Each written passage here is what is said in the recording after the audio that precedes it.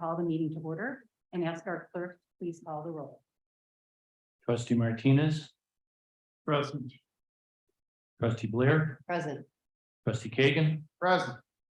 trustee Anthony's, Present. trustee Krusek, Present. trustee Page, Present. Mayor Cunningham. Present. Quorum established. Thank you very much. If you would all please join us in a moment for a moment of silence and the Pledge of Allegiance, which we are asking our wonderful, just graduated high school students who are here receiving the Prologis and Village of Woodridge scholarships. So if you would please lead us in the pledge after a moment of silence. Thank you.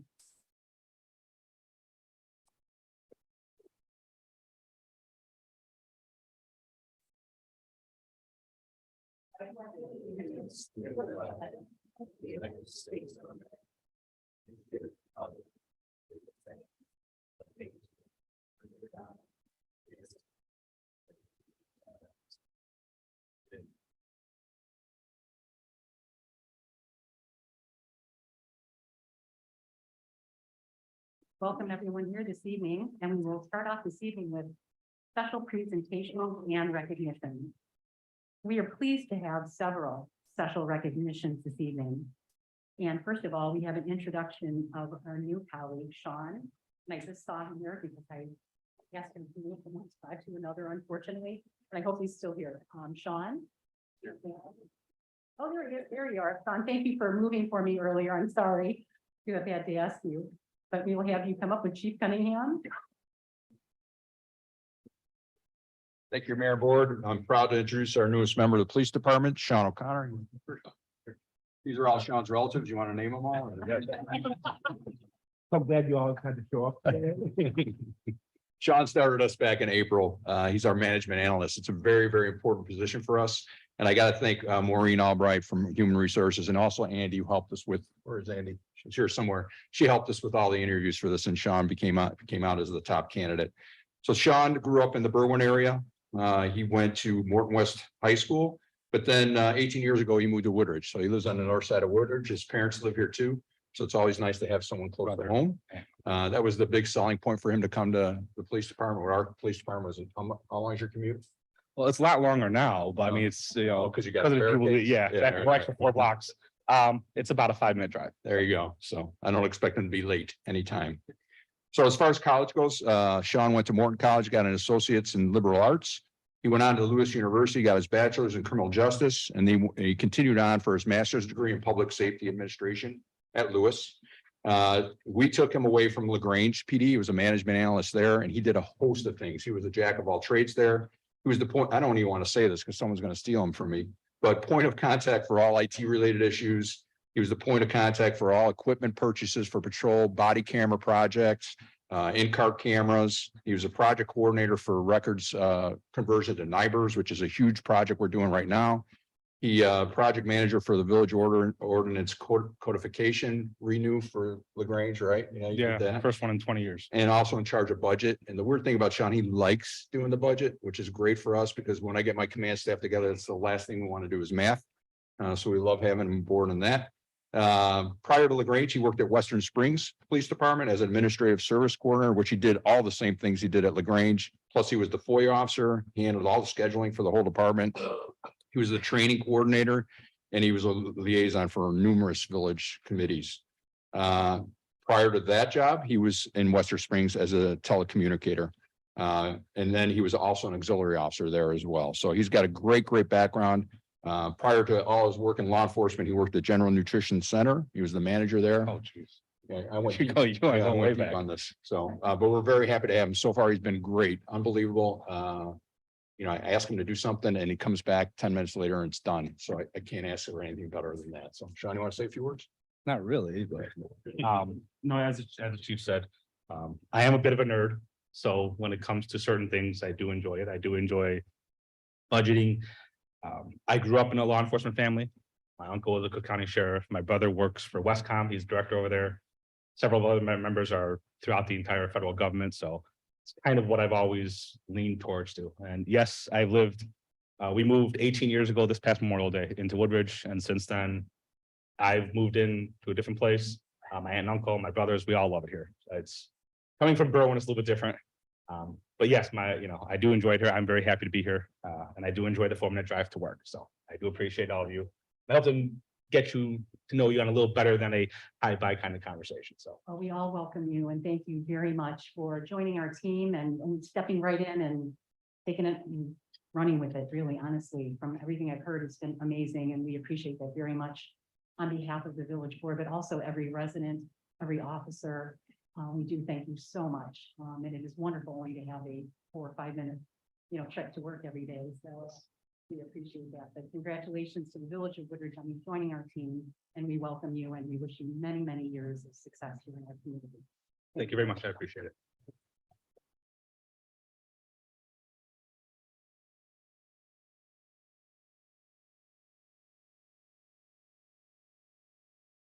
And now one of my most favorite things to do is work with our Prologis Scholarship. And I've asked Administrator Stonich to please go in my state and meet us with our Prologis Scholarship winners for 2023. Sure. Thank you, Mayor Cunningham. It's my pleasure to introduce the scholarship winners this evening. And so I'll call you by name, have you come up if you would. And I'm gonna have you just tell us a little bit about what high school you're coming from, your college, your area of study that you're pursuing in college, and then we want you to introduce your family for me if you would. So first off, Claire Gustus, please.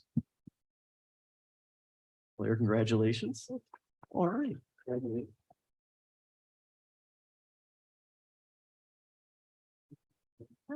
Hi, I'm Claire Gustus. I went to Downers Grove North High School, and I will be attending the University of Iowa in the fall, studying elementary and special education.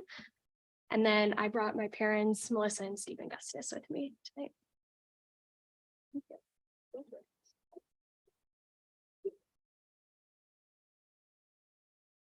All right. Next up, Amneet Kaur.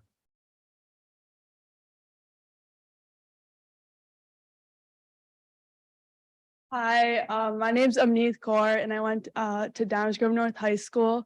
And next year I'll be attending University of Wisconsin-Madison to study economics. And then I plan to go to law school after that.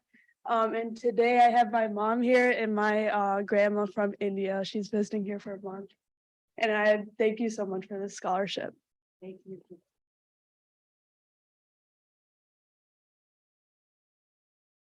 My pleasure. Next, just introduce Caitlin Vincent.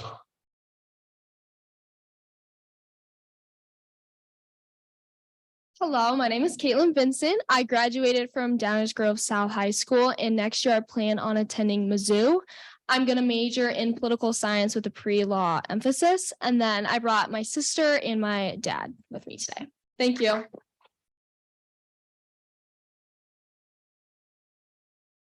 And lastly, Mackenzie Murphy, please come on up.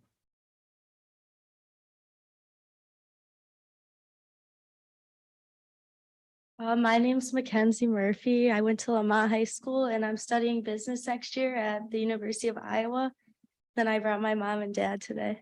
Thank you. Congratulations.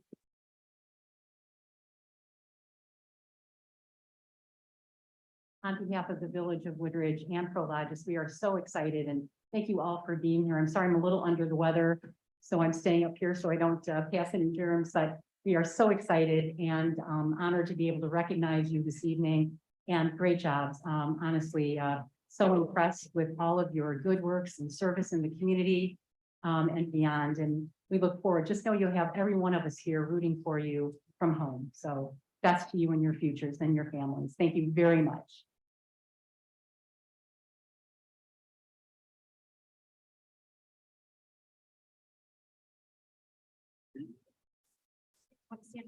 I tried to snap some pictures. I just was not fast enough to get them off. I'll get one of the whole group. Is that okay? You want to stand right here in front of Ryan?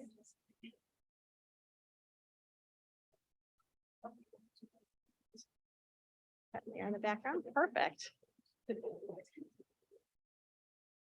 Couple of them, okay. Thank you. Perfect. Thank you.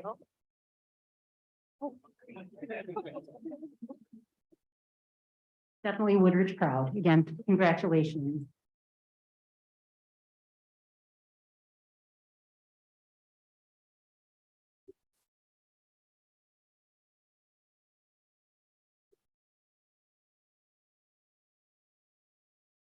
Now we're going to move to comments from the public. We will pause to acknowledge any written public comments that have been received prior to the meeting that do not relate to tonight's agenda, and then we will enter those into the public records. Thank you, Mayor. With respect to comments not on tonight's agenda, for agenda items not on the this evening's agenda, is a general public comment from Mark Monroe. This is regarding an event taking place at the library this evening. Thank you. Now I'm going to ask if there's any comments from the public, again, that are not related to the agenda items that would be here in our audience this evening. I have received none. Is there anyone who would wish to make a comment that's regarding an item that's not on tonight's agenda?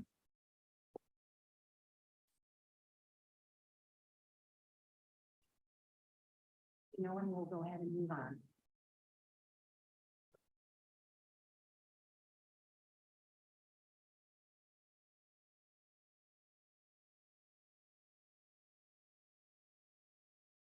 If you are here this evening, Mayor, I'm sorry. Question.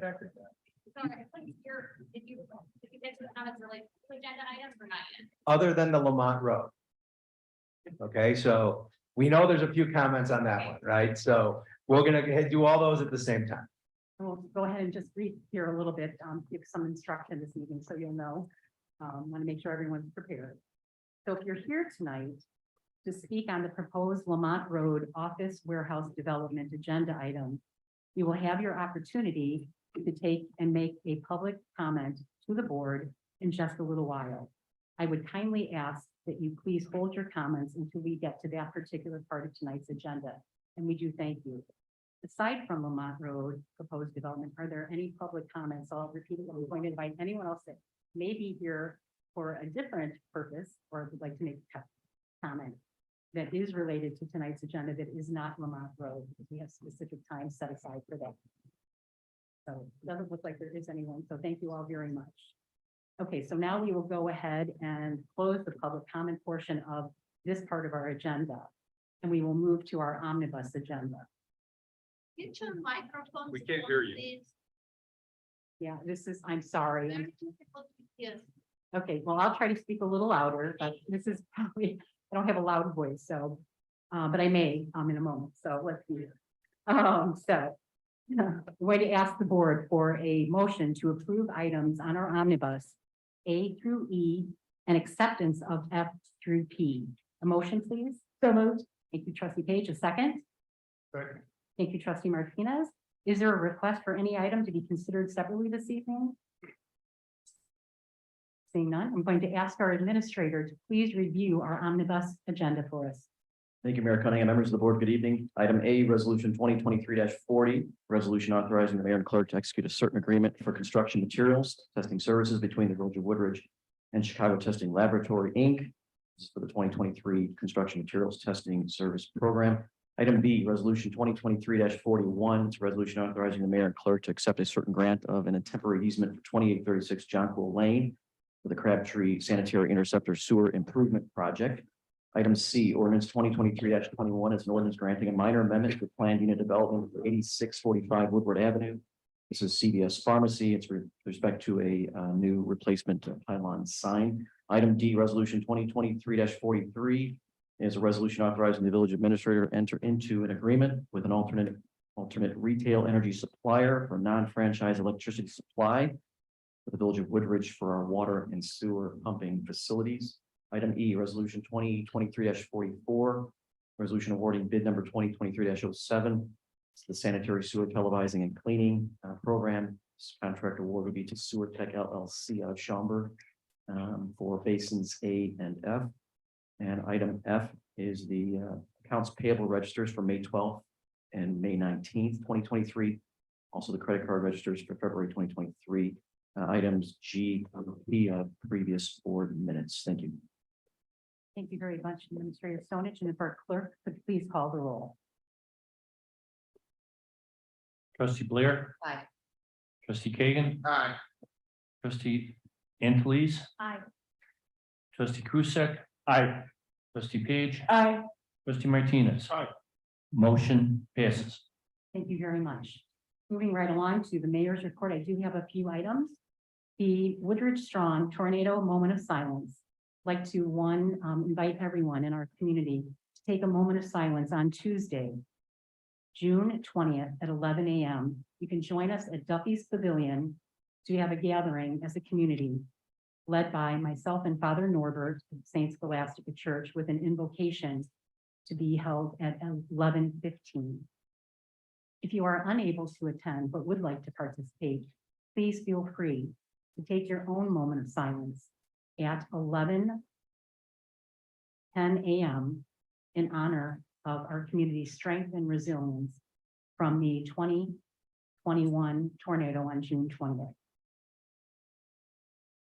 The 4th of July picnic, we are very excited to announce that the Woodridge Special Events Committee will once again be hosting the annual 4th of July picnic. It will be held on Tuesday, July 4th from 11 to 3 at Casteldo Park. And of course, it features food, drink, music, trackless train rides, and just tons of really wonderful events and a great day. And it is a very large event in Woodridge, and we're very proud of it. And we thank Trustee Kagan and the entire Special Events Committee and all the volunteers. I think we have over 70 to 80 volunteers this year. So we're very excited. We hope if you have time to stop over. I know myself and my family, we've enjoyed that picnic, probably just like many of the board members here for decades. So take a minute and come over and see us and enjoy the fun. And that is my report. Administrator Stonich. Thank you, Mayor Cunningham. First item A is resolution 2023-45. It's a resolution authorizing the mayor and clerk to establish a focus group to contribute to the housing needs assessment, which will be conducted by the Metropolitan Mayor's Caucus this year. I could please have a motion to approve resolution 2023-45. So moved. Thank you, Trustee Blair. A second, please. Second. Thank you, Trustee Krusek. Any discussion on this item? Seeing none, if our clerk would please call the roll. Trustee Kagan, Present. trustee Anthony, Aye. trustee Krusek. Aye. Trustee Page. Trustee Martinez, Aye. trustee Blair. Aye. Motion passes. Next item B is ordinance 2023-20. It's an ordinance granting a final plat of subdivision consolidation and final site plan approval for the properties located at 8110, 8114, 8118 Lamont Road and 8200 Dunham Road. Director Kimberly Clark is here to make the introductory presentation.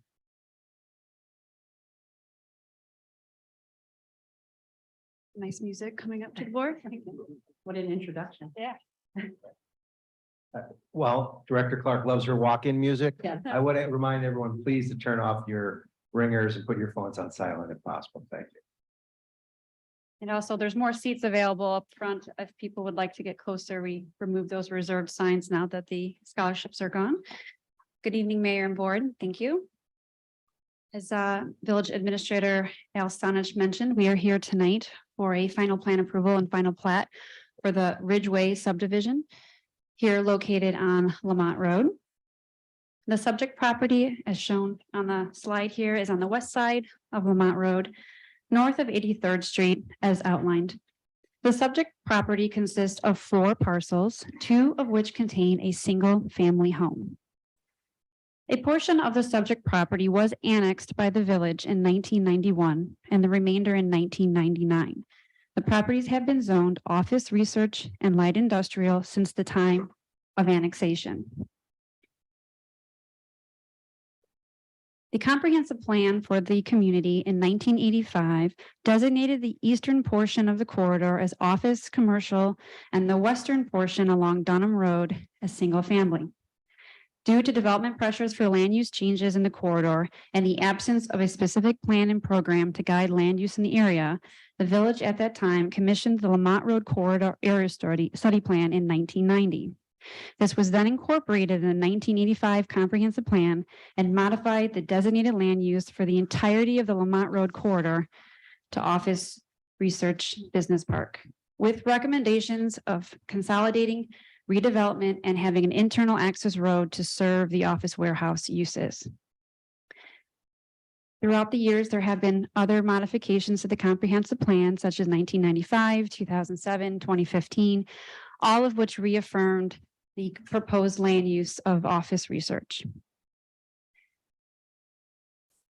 Recent developments along the corridor include a 185,000 square foot office warehouse building, including 20 docks, northeast of the proposed development in Darien's OR&I district.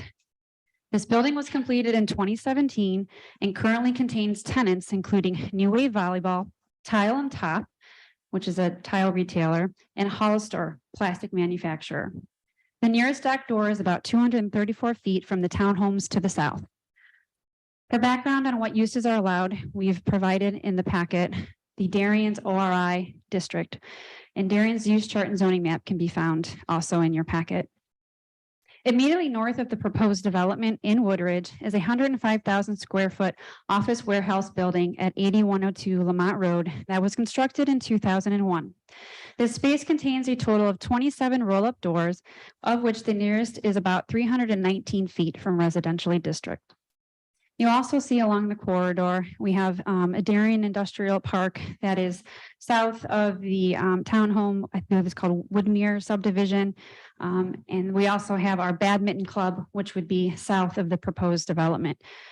So the character of the corridor has changed over time, but is predominantly non-residential use with a mix of office, research, warehouse, recreational uses.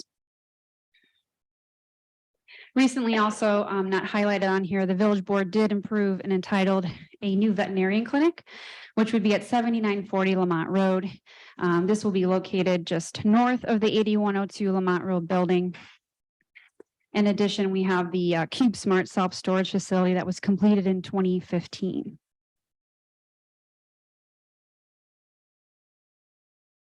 Sorry, my computer froze. There we go. So before you is the site plan proposal. The petitioner, Trumbull Crow Company, is requesting a final plan and plat to construct a 217 square foot speculative office and warehouse building. The property will contain 3 large basins for stormwater management. Found the first one along Lamont Road, with the second one in the rear, with the third one on the southern boundary.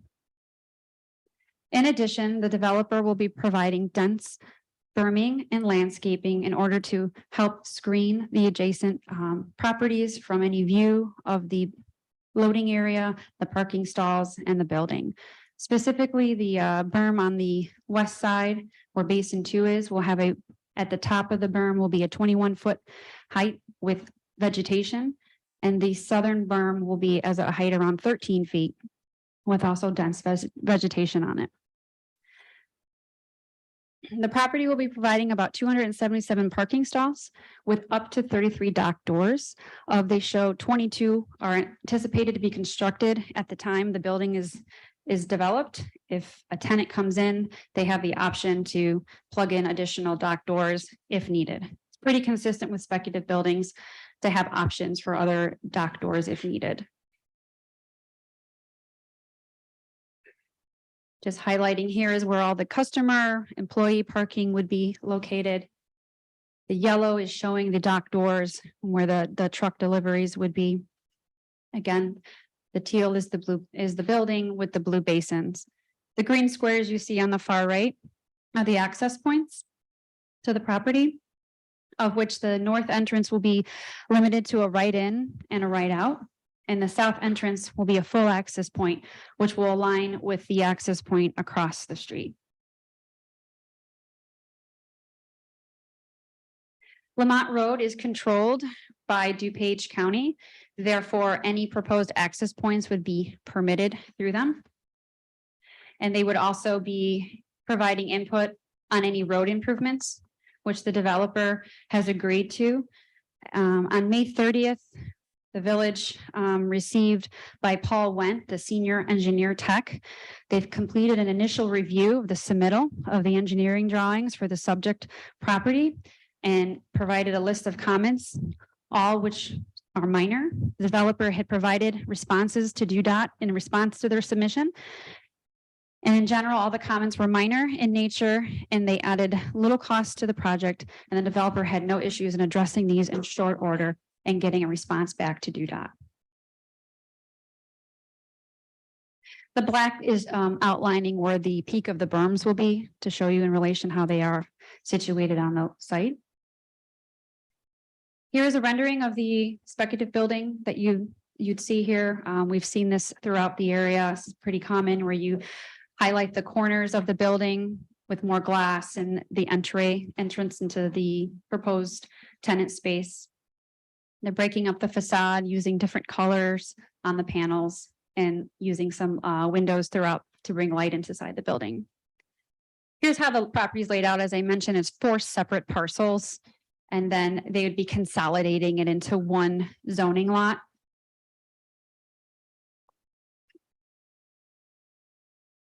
Here's a showing of the landscaping that will be proposed along the area, with the majority of it in the perimeter of the site, where the landscaping is best suited, as the property has to provide ample flow through the parking lots. All the landscaping is being highly focused on the perimeters to help screen any viewpoints. To give some reference, this isn't the first time we've talked about this property.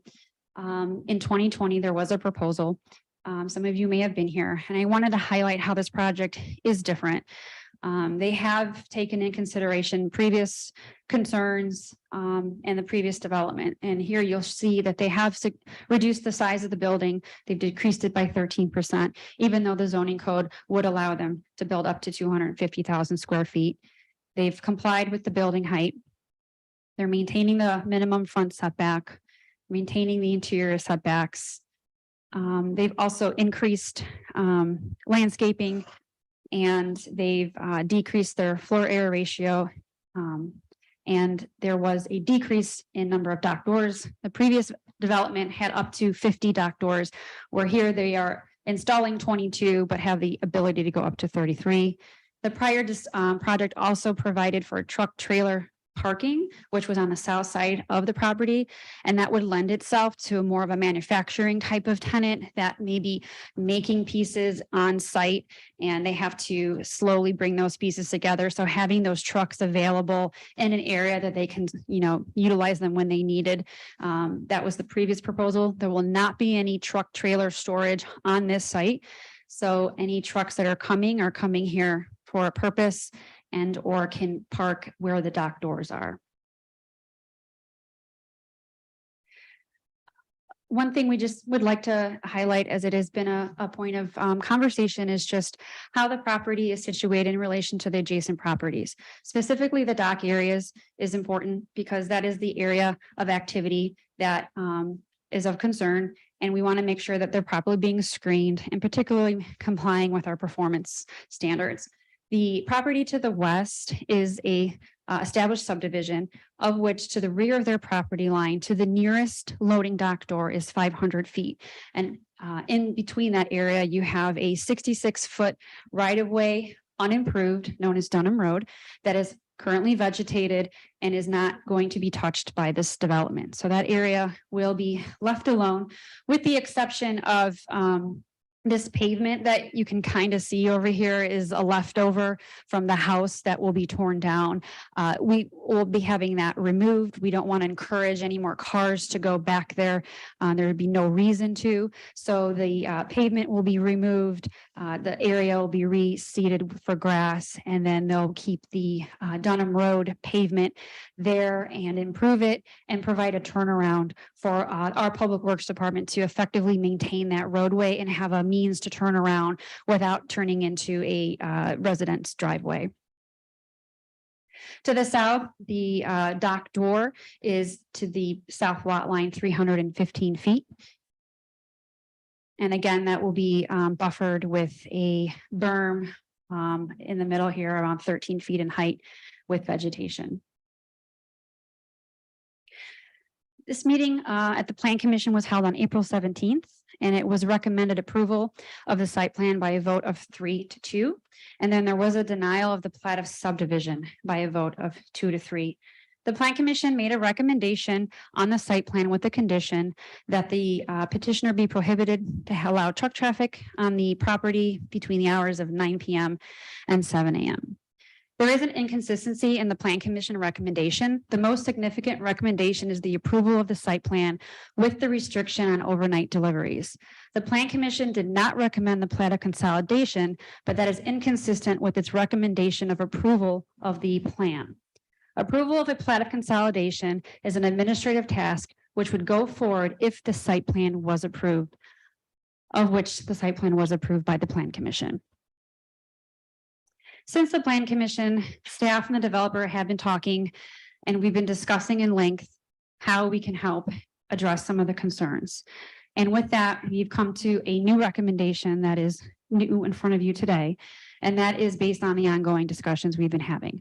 So the new recommendation is approval of the final plan and plat with the condition truck deliveries will be prohibited on the site from 10 p.m. to 6 a.m. every day. And that's the conclusion of my presentation. The developer is here to go over some more details. They also have their traffic report and their expert on the sound study, as I know those are maybe some questions you all may have. Thank you very much, Director Clark. Yes, please. Can I ask a question?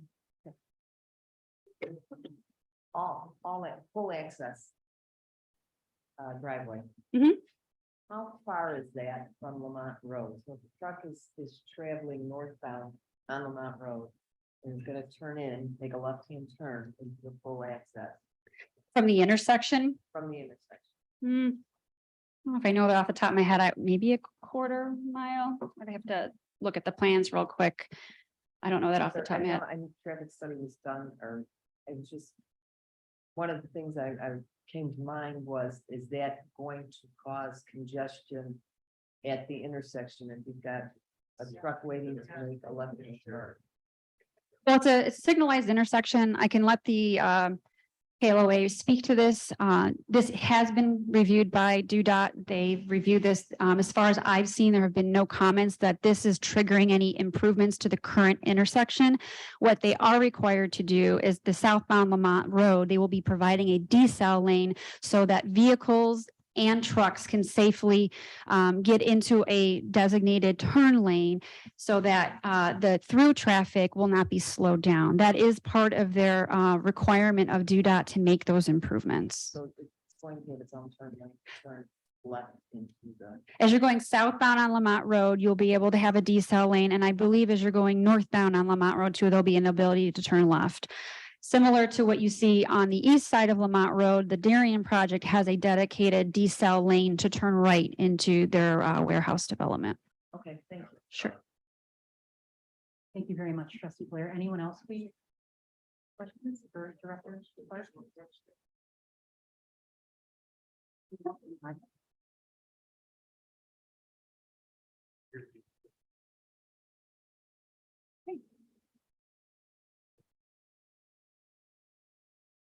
Good evening.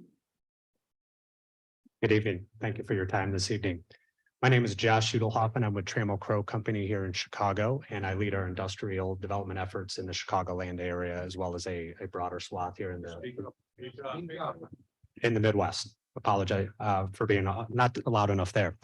First of all, I'd like to thank Kimberly and her staff, Gabby specifically, for all the time and effort they've put into reviewing our applications and working with us over the past several months as we crafted an approach that we felt was as, accommodated as much of the community feedback as we could in an effort to try to provide a development that is financially feasible while at the same time identifying and responding to those issues that have been brought to our attention. Clearly, some of them have been traffic and sound. We do have our sound engineer as well as our traffic engineer here this evening, and I'm going to bring them up here after a few moments so that they can address some of the specific questions around traffic movements and the sound study that we've provided as part of our application package. First and foremost, just a really quick elevator pitch on Trammell Crow Company. We are actually the largest development company in the United States and have been recognized as such for about the last 9 years in a row. At any given time, we have approximately about $20 billion of active projects across the United States. Those run the entire gamut from industrial projects, multifamily projects, lab, life science, et cetera. What that really means for us tonight is we are able to bring a lot of relationships with tenants and really strong corporate tenants to this particular opportunity. This is just a sampling of businesses that we do transactions with every day across the country. This isn't certainly intended to necessarily identify a potential tenant for this building. This is a speculative project, as has been mentioned previously as part of our other presentations. And I know that's been a point of discussion. So I wanted to maybe provide a little context about that specifically to Chicago. I have with me this evening the first quarter market study produced by CBRE, which is the largest real estate company in the world. And I'm just going to cover a couple of statistics that I think is relevant to the topic of speculative industrial development. As of the first quarter of 2023, there's currently 36 million square feet of industrial space under construction around the greater Chicagoland area. That of the 36 million, that's in a market that represents about 1.2 to 1.3 billion square feet of total industrial space. As we sit here today, that's approximately 3% vacant.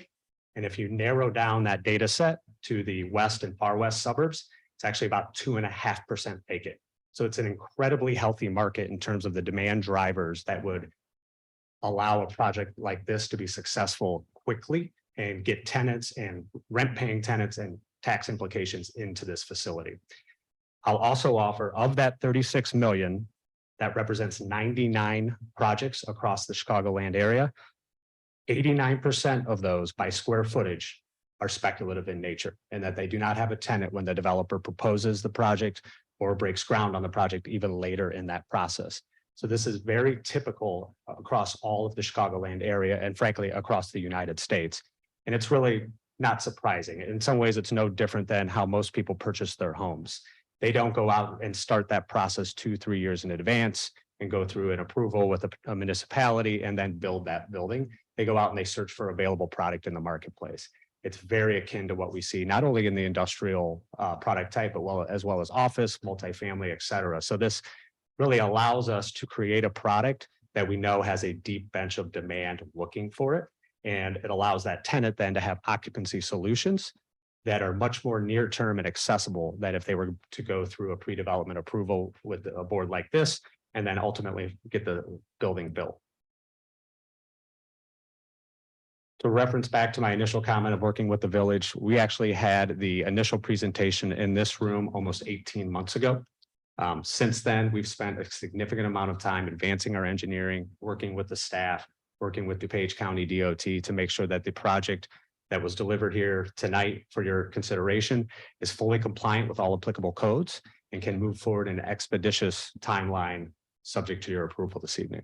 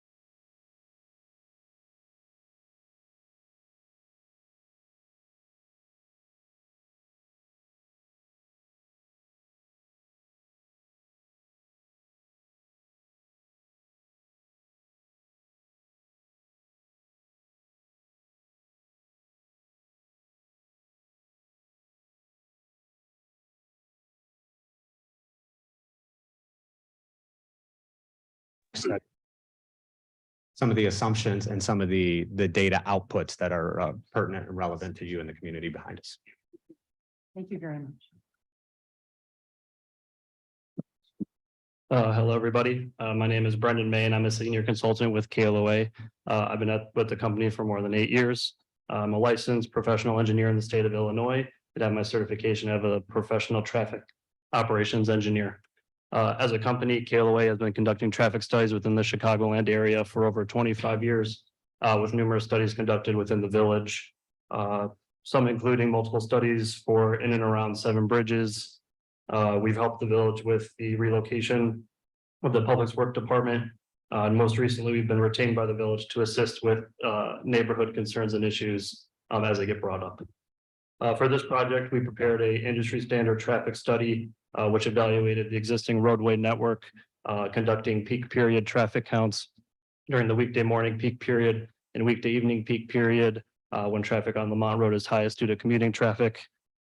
We estimated the traffic generated by the proposed development based on the industry standard Institute of Transportation Engineers Trip Generation Manual.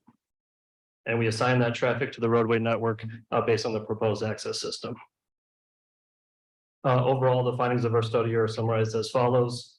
Lamont Road is a minor arterial roadway that is a designated truck route, which serves other industrial warehouse land uses. Our capacity analysis showed that the existing roadway system has sufficient reserve capacity to accommodate the traffic that would be generated by this proposed development. The proposed development is only projected to increase the volume of traffic on Lamont Road by approximately 1 to 2% on a daily basis. The access system as proposed would be adequate in accommodating the traffic to be generated by the proposed development. And as part of the proposed development, as it's been touched on, at the full access point, the Lamont Road would be widened to provide a southbound left turn or right turn lane to accommodate a truck traveling southbound on the roadway. And then Lamont Road is going to be restriped to provide a two-way left turn lane that would be able to accommodate a truck waiting to make a left turn onto the site from Lamont Road. Thank you, and I'll be available for any questions. Very much. Any questions from any board members? Trustee Martinez? How do you determine 1 to 2%? So the Doesn't make sense to me. So the manual we use to estimate traffic gives traffic based on surveys conducted at other warehouse buildings. So we use that data based on the building size to estimate what the development would generate during the peak hours and on a daily basis. We then compare the daily trip generation to the existing daily volume of traffic on the roadway based on information available from IDOT. So with that, we compare the existing daily traffic plus what the traffic would be generated on a daily basis by this development to determine that 1 to 2% increase. You're talking about total traffic. You're not talking, because truck traffic is gonna increase dramatically. In the rate.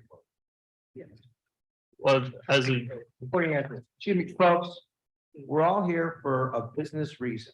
I understand motions are high. This is a business meeting. These are elected trustees. This is a professional giving an answer. Everyone will have their opportunity to speak and get their point of view across. It's very difficult for people to come up and speak, even if they're professionals.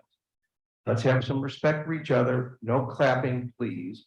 No jeering, no cheering, one way or the other. Everybody who's here is here because they have an interest in this project and they will all be given their opportunity to speak. It will not advance the purpose of this meeting, which is to get a hearing for everyone if we have interruptions of that nature. So let's please be respectful of each other and allow the trustees to speak, the professionals to speak, and then each of the citizens to speak. Thank you.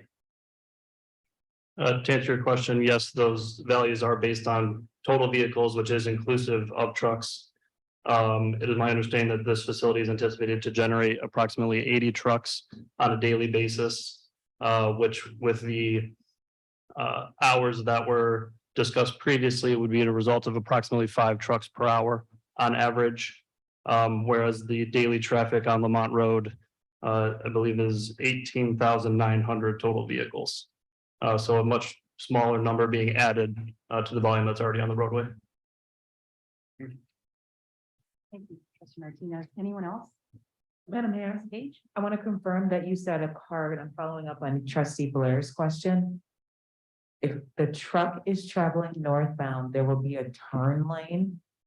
Yeah, as shown as the diagram here, you can see that the median in the middle is going to be restriped to provide what's called a two-way left turn lane, so that a truck can move out of the travel lane and have a space to wait while it's waiting to turn left onto the site.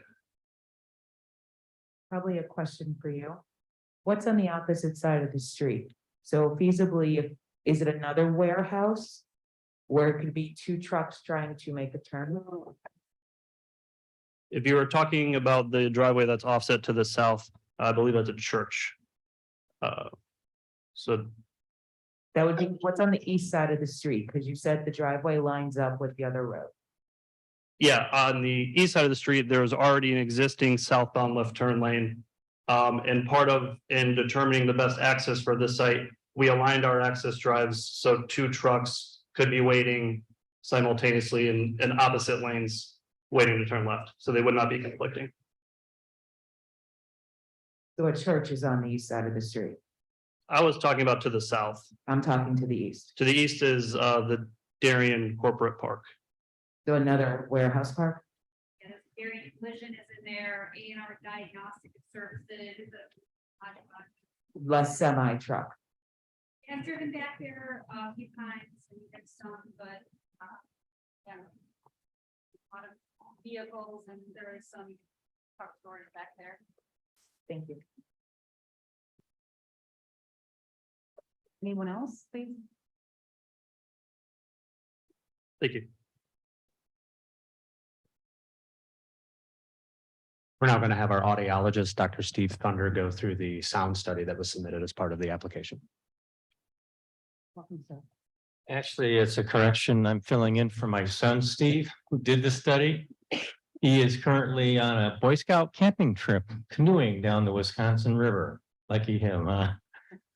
Anyways, my name is Dr. Tom Thunder, principal of the firm of Acoustic Associates. Currently live in Pingree Grove at the north end of Kane County, but it's great to be home. This is where I started my family and raised them when they were young ones. So I can hardly wait to tell my wife what you've done with the place in the last 3 decades. It looks great.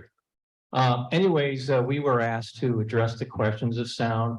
And I have to tell you, it's always great to be able to involve at the beginning portion of a project, because once a project has been done, there's a lot less that we can do with mitigation. When it's on the drawing board and we're able to take a look at it and study it, there are a lot more avenues for us to suggest ways to mitigate sound and so forth.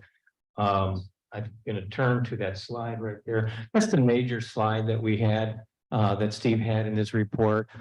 In the report, we used a program that's internationally recognized called Sound Plan for modeling the sound as it radiates from this facility, or would be radiated from it, at 3 different time zones. I think one was 11 p.m. One was in early morning. There are like 3 different time zones, sensitive ones. But what's really important, I know that you have a noise code. It dates back to the 1960s, I can tell from the old references that you have. But the good news is, once I looked at it, it really is on accord with the state of Illinois noise regulations and the US EPA guidelines, stipulating that daytime noise level should not exceed 55 dB, which is what you've got if you add up all your bands and so forth. And nighttime noise is 49. What we've shown on here as a reference is daytime of 55 and a nighttime, which is more restrictive, of 45 by the Illinois Noise Code, with nighttime hours defined as 10 p.m. to 7 a.m. Regardless of what codes are, I can tell you with 40 plus years of experience working in environmental noise throughout the entire Midwest, the biggest factor that you're looking at is, what impact are we looking at? Let's not care about the numbers. Let's take a look at the impact. And impact is determined by 2 things: the existing ambient noise that currently exists. This project in Chicago would probably be no problem at all. Move it out to a rural area in DeKalb could be a problem. So ambient noise is definitely a factor. And character of the noise. We'll talk about pickleball as one element of character of noise, which is adverse. But in this particular case, you see what we did is we did a 24-hour ambient noise survey. And you can see what the ambient noise levels are as they range throughout the day. Daytime, it's up to about 50 dB. Nighttime, you can see down here at midnight, 1 o'clock in the morning, you're down to about 40 dB. So it's important to understand what that noise level is throughout the day, hour by hour. And then match up with that is, what is the operation going to do? Is it going to be operating at night? Is it going to be operating during these sensitive hours? And so this is at a particular point 3 on Steve's chart. And what we did here is we kind of did some reverse engineering. We didn't know how many trucks are going to be leaving and entering on an hourly basis. It's a spec facility. So we did reverse engineering. We went in and we did an iterative process and asked the computer, well, how many trucks would be allowed on an hourly basis and not just meet the code, but not exceed the ambient. And so you can see that with these numbers here, that's what these columns represent. Maximum number of trucks per hour that we recommend not to exceed the ambient noise with a comfortable margin of safety. The comfortable margin of safety there is the difference between the ambient noise that exists and this dark blue line, which is the calculated sound level given the number of trucks that we show here below. And as you can see here, particularly with the berm that's 13 feet high, is sufficient enough to protect the residents from excessive noise levels on the west side of that facility. Okay. Any questions? Open up to the village board. Any questions for? Yes. Thank you very much. All right. Appreciate it. Thank you. Thanks, Dr. Thunder. Apology for mistaking you for your son. I think it's a compliment, hopefully. The last thing I'd just like to cover here in a quick summary is just really a recapitulation of the meaningful efforts we've really tried to take to be sensitive to the Village of Woodridge's code. And we spent a lot of time understanding what those codes are, how they apply to them. We don't have the choice, obviously, which codes that we want to adhere to and not. So we have to work really hard to make sure that we can do all of them and utilize the context of the physical environment that we're doing it within. And in this particular case, some of those were challenging, like the building height. The village has a unique way of measuring building height that's not typical. So we have to be no higher than 40 feet in this particular location. Even though really the way you measure at the top of the building is really only about 32 or 33 because of how you measure it at the front of the property, and the property has some topography to the west. We've been able to accomplish this by hauling off the excess dirt so that we could lower the building. That allows us to raise those burns and be very sensitive to our neighbors. A couple of the key performance indicators here that are illustrated were also touched on by Kimberly, but we either meet or exceed every applicable code that we were required to. So we hope that demonstrates that we really are trying to do everything we can to propose and develop a building that is allowed and prescribed by the code from the Village of Woodridge. And the one I'll key in at the very end is when we've touched on the coverage ratio or the floor area ratio. That's essentially a percentage of the building's floor space to a percentage of the overall square footage of the site. The code allows 50%. We're only at 29%, so a pretty significant discount there.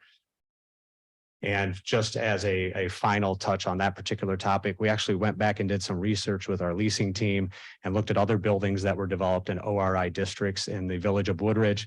With the one exception, we did include Malto as a new product up at 75th and 355.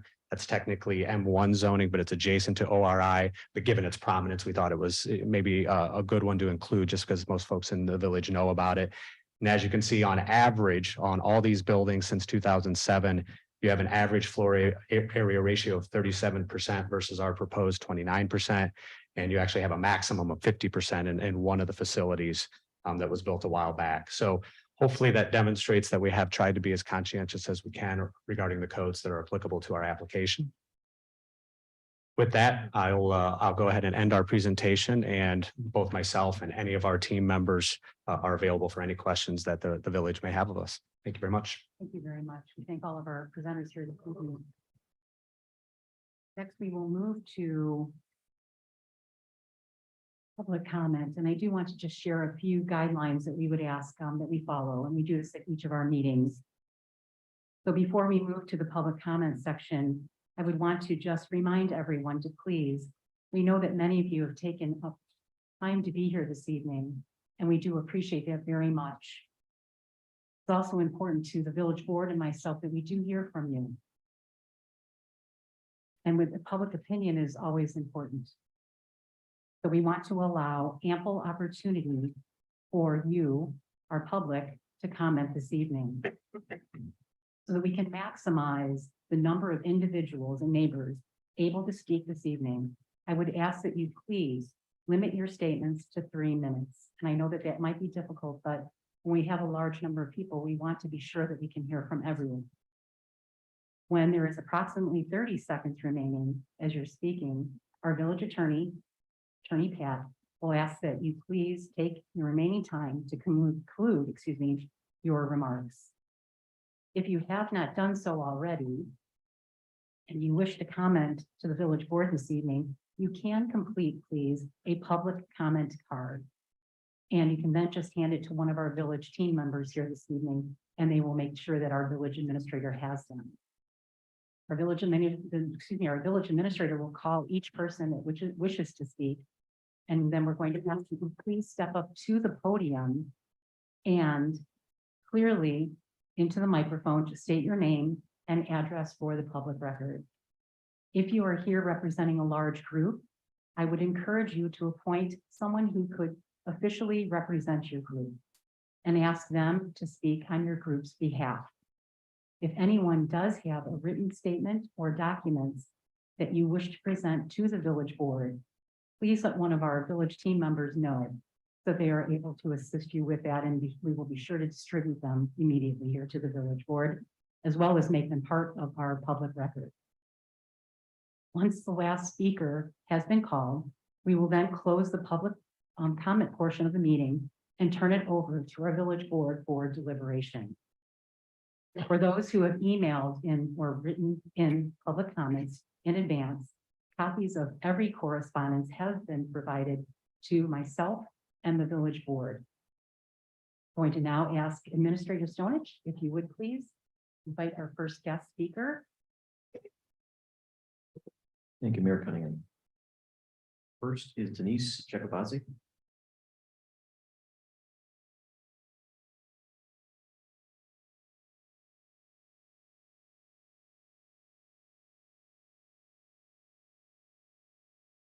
Good evening and welcome. Hi, good evening. Denise Jacobazi, 1240 83rd Street. We're in the Village of Woodridge. We're on 83rd Street. I've lived here since 1979. When we moved here, DuPage County, it was unincorporated DuPage County. And at the time, it was on their development plan to be commercial back 44 years ago. Okay, so we were part of the DuPage County about 30 years ago, 20, maybe 20, I forgot the exact time, but the Village of Woodridge forcefully annexed this whole area and rezoned it ORI. None of the residents wanted that. We had meetings like this, we had people talk, but it was bing, bang, boom within a couple months. A church wanted to buy 10 acres on Lamont Road. So evidently they didn't want that to go through and they rezoned it. So just to let you know, the people, I don't know how long the trustees have been around, but this is what was done to this property like almost 30 years ago. 1990, I guess she said, when they had, because it was always in DuPage County unincorporated, and then it was always earmarked. And then when the village took over, they did this. So over the years, I've had numerous contracts. The people on Lamont Road have numerous contracts. Every time a developer came, it was a no-go. So I want to ask the village, is this a planned development area? Can you do nothing? But is it a planned development area? That's one of my questions. You keep talking. Okay. It's not a Q&A. Oh, okay. All right. So anyways, so I want to know, what do you want to see here? I've had people back a long time ago, a developer wanted to come in and develop it residentially. And the village didn't want that because it would tax the schools to, too much for the police, the fire. So they didn't want residential back then. So now we're developing commercial. And now here we are, residents that we are personally affected by this, not the people in the subdivision on the other side of, Dunham Road. the people that live here are being held hostage because we can't sell our property to the best and highest use. Okay, I've had developers come in, everyone's had developers, and they keep getting turned down. So what does the village want? We need to move on. You could, I'm sure every one of you You have 30 can seconds sell left. your house and move on. We can't because you won't let anything go. So I have a feeling, I don't know if the village has what they have in mind, but you have to let it go. One other thing, if a commercial development builds right next to my house and my house isn't sold, my insurance will go up significantly because I'm living close to a commercial development. So that's a problem. Time's up, ma'am. And we can't, okay. We can't even refinance or you can't sell, you can't get a commercial. There's a lot of others. All right, okay, all right. Thank you very much. Thank you. Next is Danielle Santiago.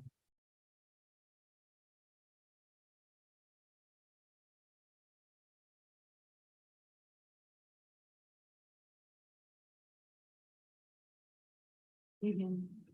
Hi. Yeah, my name is Daniel Santiago. My address is 8217 Meadowwood Avenue. But I oppose the proposed development by Trammell Crow along the Lemon Road corridor. I have, I wonder though, I mean, we're here in part because during the plan commission, this was narrowly passed. The vote, if I recall, was 3 versus 2. However, there are 7 members of the plan commission, and I don't think that we got to hear from them what they thought during that meeting. Anyways, so we're here now, and now it's in this project is in front of the village board. And like many of my neighbors, I'm disappointed that we are yet again here discussing a warehouse to be constructed on this Lemon Road corridor. And to be clear, it's not that as a community, we oppose developments. It was mentioned already, and we actually welcome the vet hospital that was recently approved, the badminton building. Those are great for the community. But I do have some concerns about this really large warehouse. One of those concerns is its location. The proposed warehouse is located too deep into our family-oriented community. The other warehouses of this magnitude are located south of I-55 and that industrial complex by the International Parkway. Or we just heard about the other one, which is right off of I-355, but not so deep into our neighborhood. Another concern I have is safety and health. So this large warehouse can have significant negative impacts in the surrounding environment and community. And it can also lead, like we said, 5, I think the number was 5 trucks per hour. These are heavy vehicles. This is just posing an unnecessary risk to the health of the residents. So I have many other concerns, but I think my neighbors will speak as to that. I just really wish the village board would please listen to the overwhelming majority of the residents, which have said no to this type of developments. And also, could we just agree that the ORI designation is now obsolete? Thank you.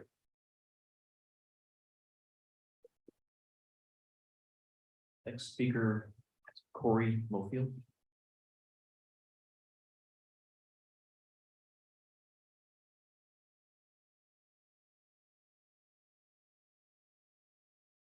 Good evening, sir. Hi, Corey Mofield. I live at, can you hear me? I live at 1201 Chesham Court. I'm here in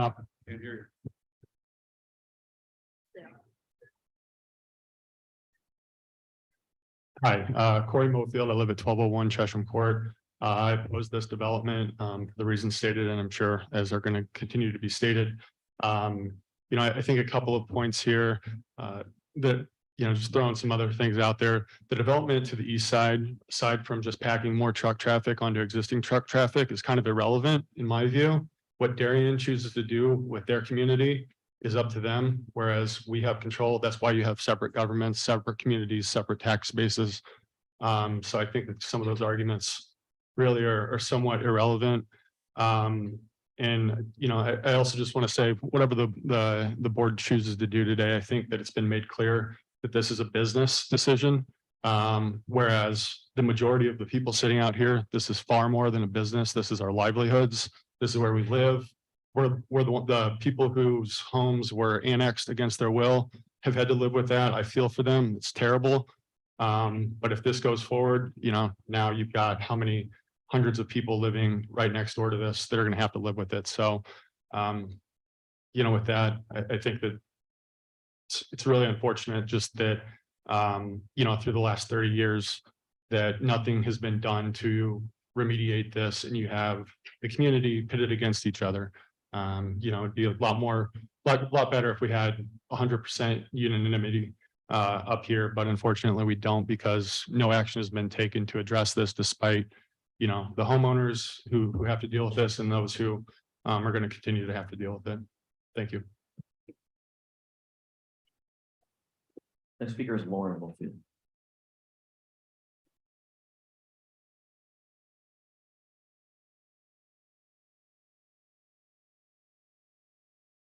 Good evening. Good evening. My name is Lauren Mofield. I live at 1201 Chesham Court as well.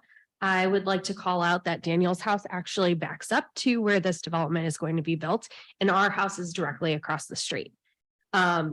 I could go and highlight all the things that I've sent over email for the last 3 years, but I'd rather take an approach of trying to connect with you guys. 3 years ago, we were really excited to move to Woodridge. Like, we sold our place in Chicago. We were getting ready to move out here. We loved the fact that it was in the suburbs, but it didn't feel like it was in the middle of a packed area. You get off 55, you're driving through some scenic areas. It was a lovely area to be in. So now that we have this Woodridge, this warehouse development, we are talking about how this is going to impact our day-to-day lives. Are we going to be hearing trucks as we're sitting in the backyard eating dinner? Are we going to have to worry about our daughter going to school and crossing all the truck traffic? I think that there is a lot that's not being considered about the residents who are going to be staying and impacted by this development. So I'd like to ask the board, would you like this in your backyard? Because we wouldn't. Thank you. Thank you.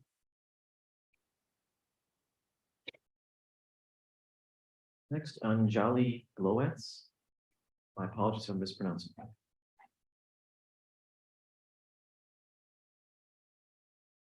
Good evening. Good evening. My name is Anjali Glowacz. I am actually a resident of Darien. My neighborhood directly exits onto Lamont. Do you give your address, please, for the record? My address for the record. Yes, that's what we asked you to do. Your name and address. That's. Oh, my name and address. I apologize. My name is Anjali Glowacz. I live off of 2856 Water Tower Lane in Darien. You Thank can actually see the water tower right from my front yard. My neighbor's homes border Lamont Road. I walk with my toddler most days on Lamont Road. He's riding his little balance bike. We pass the daycare that's right on Lamont Road every morning, the Godard School.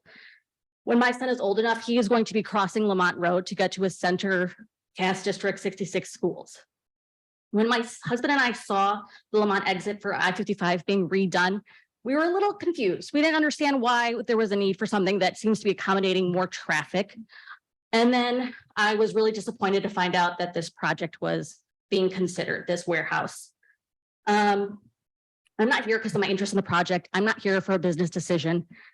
This is about preserving my community. And Woodridge, Darien, we've worked and lived together for many years, and it's been a beautiful community. It's why we moved here, my husband and I. I'm urging the board to vote no for this warehouse. This is not the type of place for this construction. This is absolutely going to bring increased congestion, noise pollution. It's a residential area. It's going to bring down our property values. and it's going to disturb our beautiful community. The congestion is not just the trucks, it's going to be the cars from the employees and the clients, whoever's coming in. It's going to be all throughout the day. If they don't get enough customers, it might become a 24/7 warehouse running. We don't know what that's going to look like. There's been a lot of unanswered questions. And with all due respect, this landscaping and dense vegetation is not going to limit the noise pollution and air pollution that this will bring.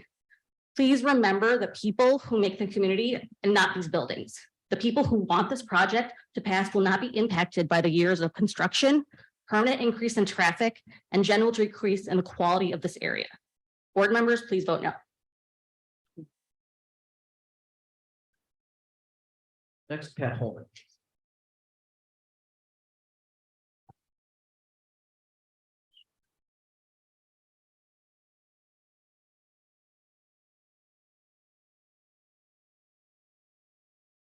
Good evening.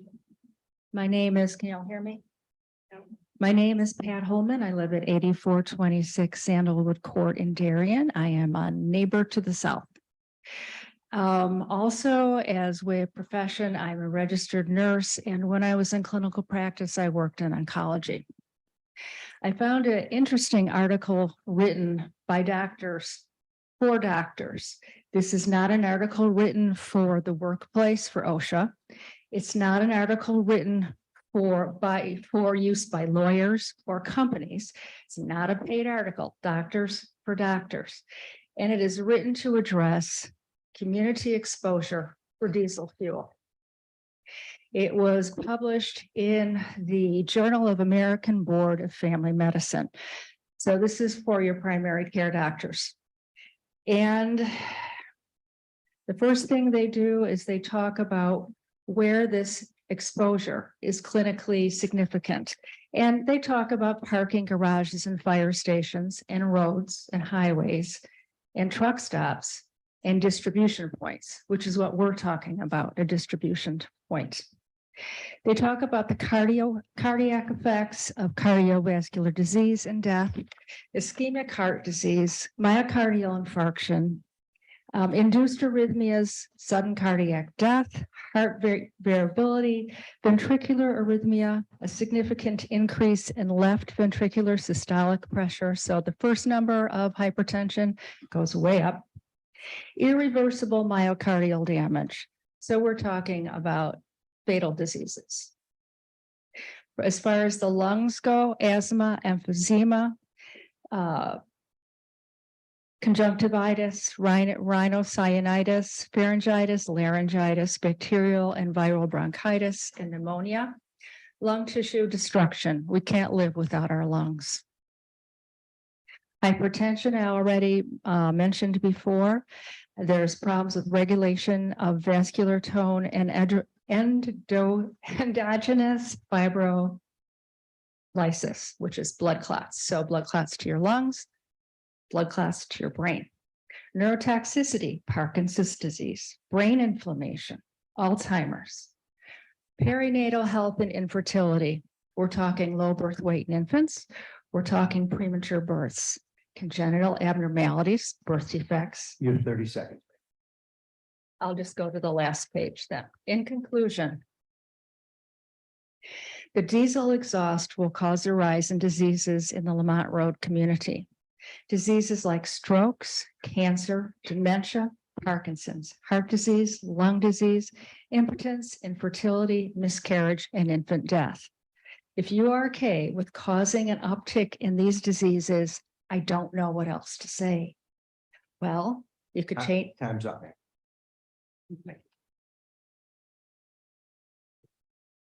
Eric Gustafson.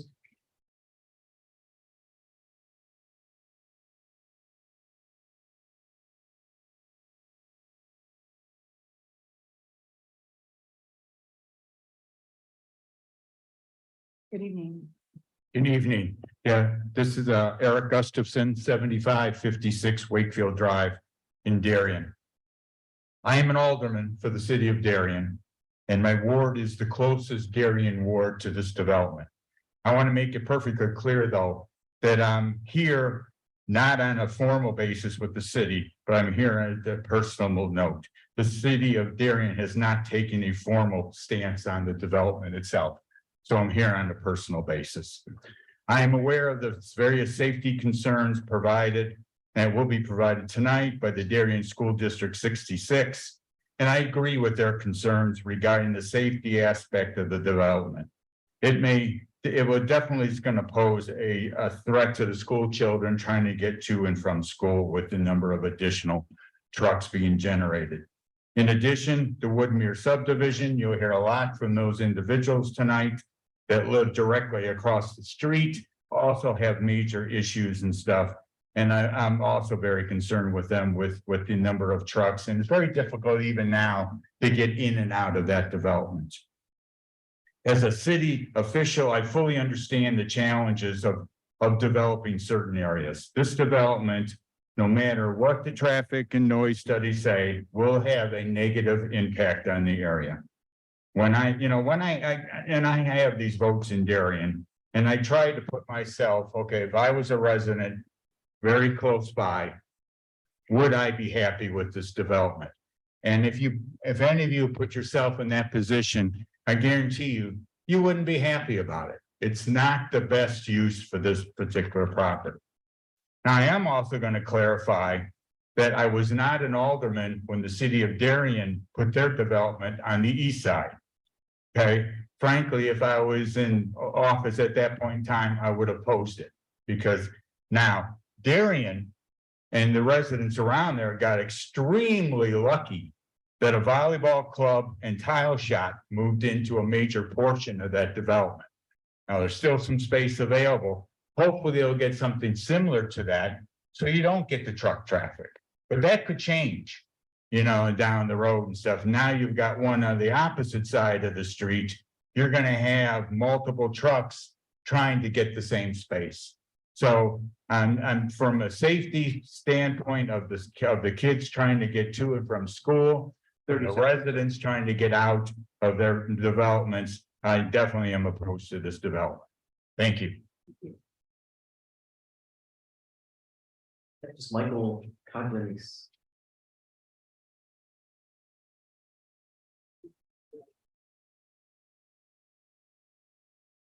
How's it going? Good evening. My name is Mike Coglanese. I live at 8257 Meadowwood Avenue, about 4 houses down from where this is going to be. We moved into our house about 2 years ago. I originally lived in Rose Park, where you could throw a stone and hit any one of these eyesores that this plan is planning to build. Which last summer I survived a cancer surgery, so the nurse who presented that presentation kind of sounds funny to me. We had bought this house after 6 rejections, or however you put that. And maybe we should have done the research to see if the plot across was industrial or zoned industrial, because we probably wouldn't have bought our house, but we fell in love with it. I fell in love with my yard. We want to live the rest of our life in our house. And if this goes through, we're probably not going to do that. We'll probably have a real serious conversation about selling our home. Because property values are going to go down.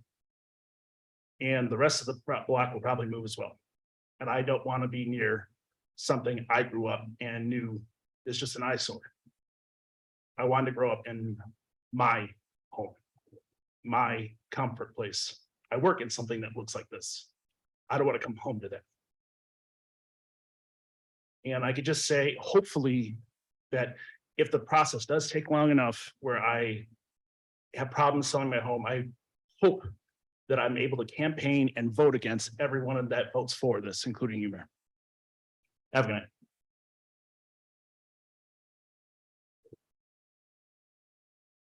Dawn Weichert.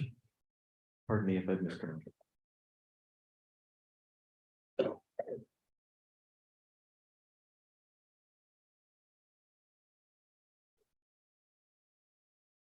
Good evening. Hi, my name is Dawn Weichert.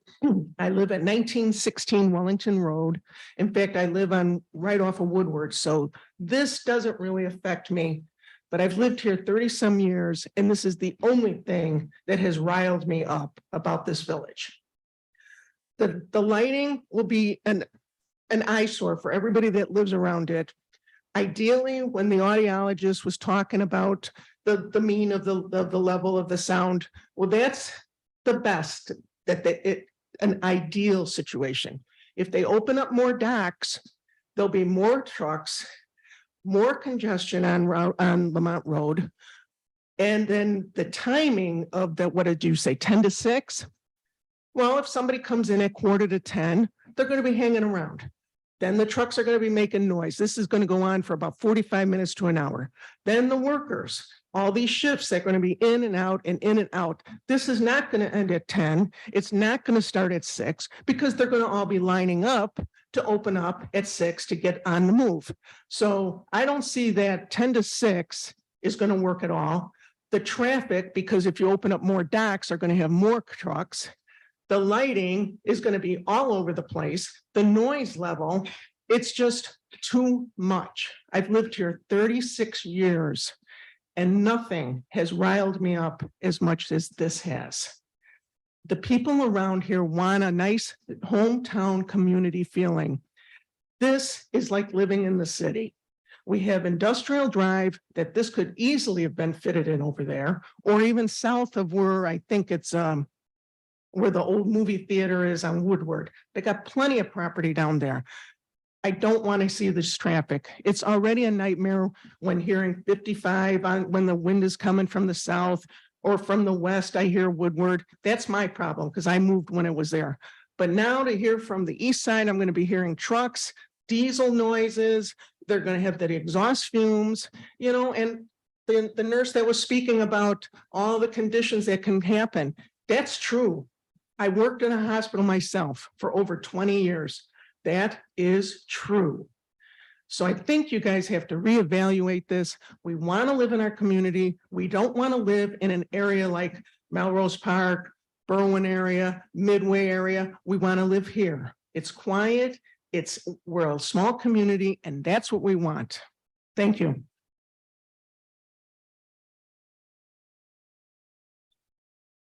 Bonetta Morris.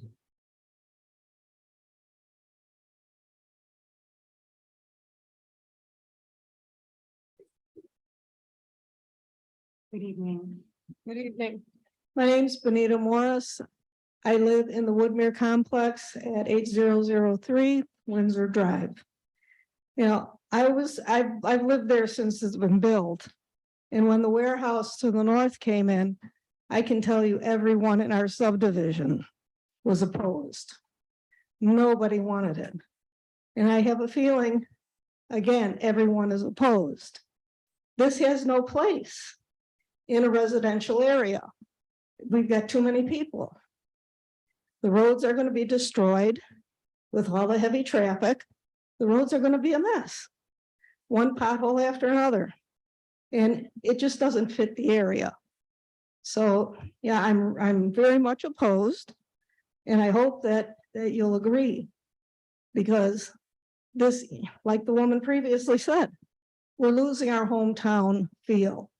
This is all becoming industrial, all up and down Lamont Road. And that's not why we moved here. We moved here to be in a residential area. And again, I hope you will oppose it. Thank you. Linda Townby.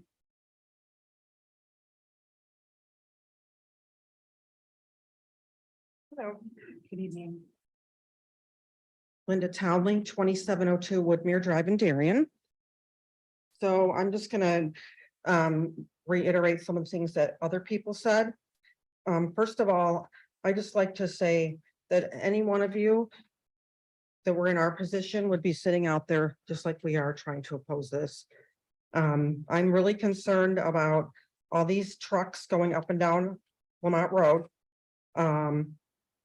They've said before, well, we're going to put a left-hand turn lane in for one truck. So what happens if there's 3 trucks lined up?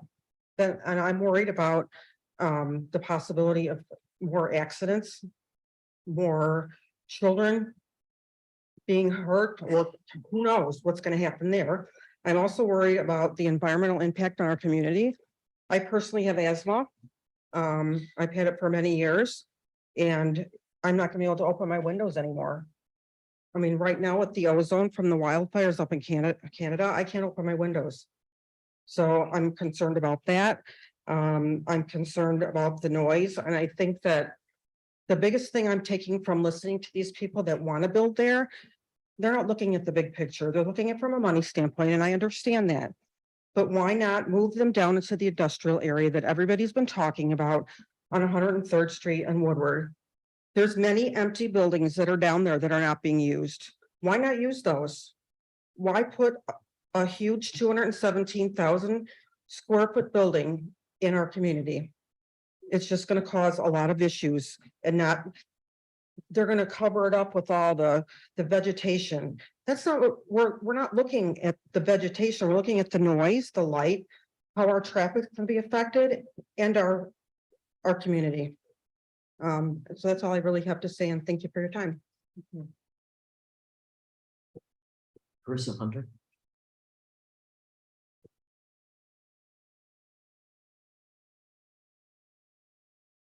Good evening.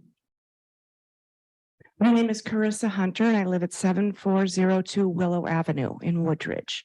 My mom lives in Woodmere subdivision.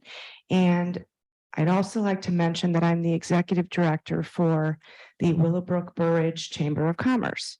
I mention that because on a daily basis, I work closely with both municipalities and communities to advocate for business growth and expansion. I see firsthand the good that comes from a strong growing tax base and literally get paid to help promote business development in a nearby town that isn't that much different from Woodridge. Having said that, I can't for the life of me understand how this proposal is a good fit for this location. Even though this proposal meets most of the requirements of the zoning, I have enormous concerns about this operation. It kind of boggles my mind, but since I'm not an expert, I had a few acquaintances at work take a look at the proposal online, and all I'll say is that there were definitely some inquisitive looks and head scratching reactions. My point is, even people who are experts are skeptical about the impact this project will have on the neighborhood. I live very close to the Malto development at 355 and 75th Street, and it's very, very nice. It's a beautiful building and it's perfect for the area. It's surrounded by major highways and predominantly commercial establishments. But when I try to envision that project at Lamont Road and 83rd, nestled near the school in a predominantly residential area, it's vastly different. It changes the whole dynamic of that area significantly. And my understanding is that this project would be even larger than Malto or certainly similar in size. I will also mention, it appears to be vacant. And I think it was completed about a year ago. Again, I live a stone's throw from there, but I'm really not sure of the status. There was some mention about occupancy or vacancy in these size projects, but it doesn't appear to even be inhabited currently. Ironically, there was some comments that I was reading about it during the May 18th meeting. When the study session for the American House Senior Living Project at Boughton Road and Woodward Avenue. And there were several mentions made that clearly articulated the appropriateness of that project to the area. A quick quote was, "This product may benefit neighboring residents who may not prefer to directly abut commercial development." That couldn't be more true for the project being voted on tonight as well. I'm asking that the same consideration be given to the neighboring residents of this area. Please vote no to this development. Thank you. Dennis Cinto.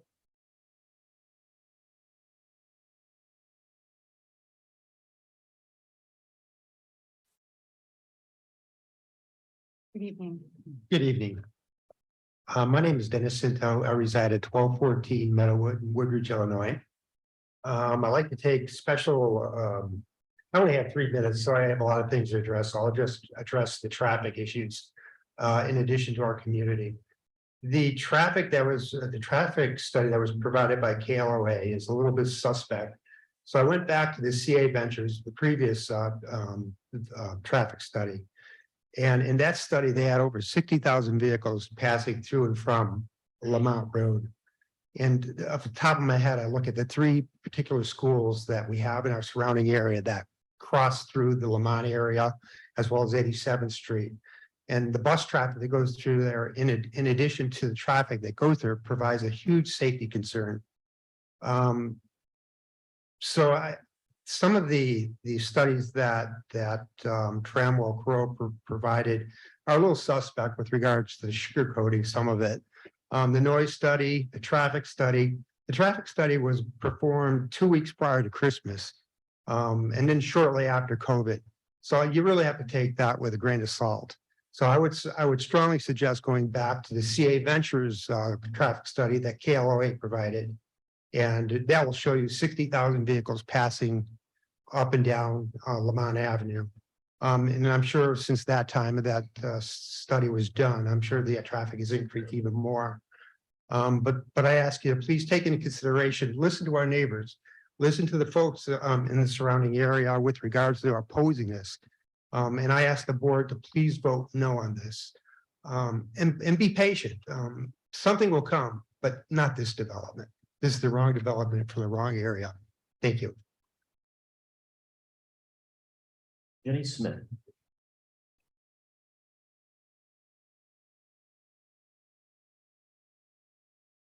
Good evening, Mayor and the board. My name is Jenna Smith. I live at 8257 Meadowwood Avenue. It would be roughly just a little south, right behind there. Dunnan Road is my backyard. I have just a couple of comments.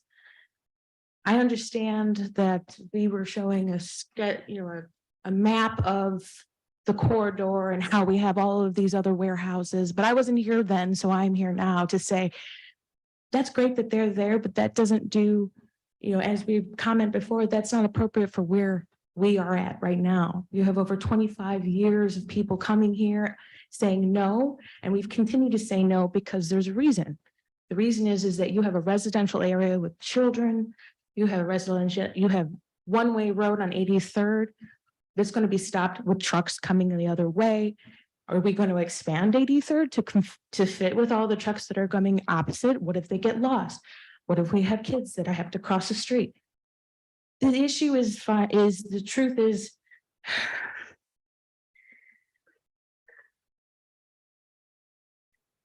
I guess my comment is really this fine is it's inappropriate for this particular area.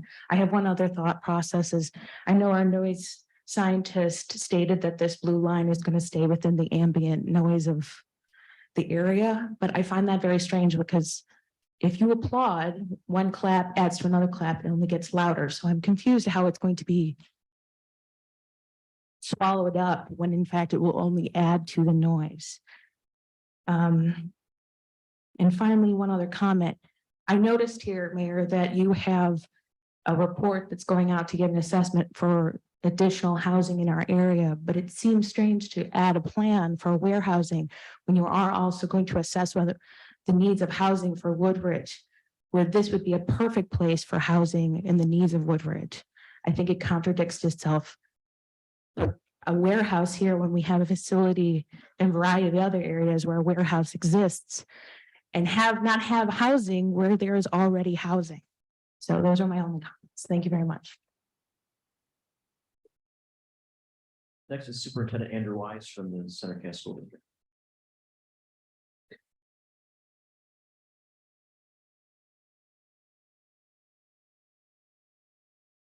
Evening. Good evening. Andrew Wise, 699 Plainfield Road, Downers Grove. I am the superintendent of Centercast School District, and I'm here on behalf of the Centercast Board of Education.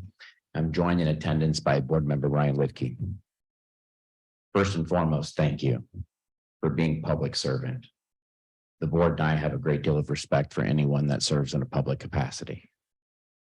For those of you on the board, in August 2020, you may recall me speaking at a village board meeting about the proposed trucking distribution center to be added off Lamont Road.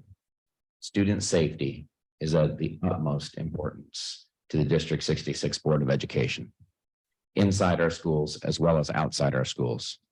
We understand students travel to and from school through a variety of mediums, including walking, and biking to our 3 school campuses.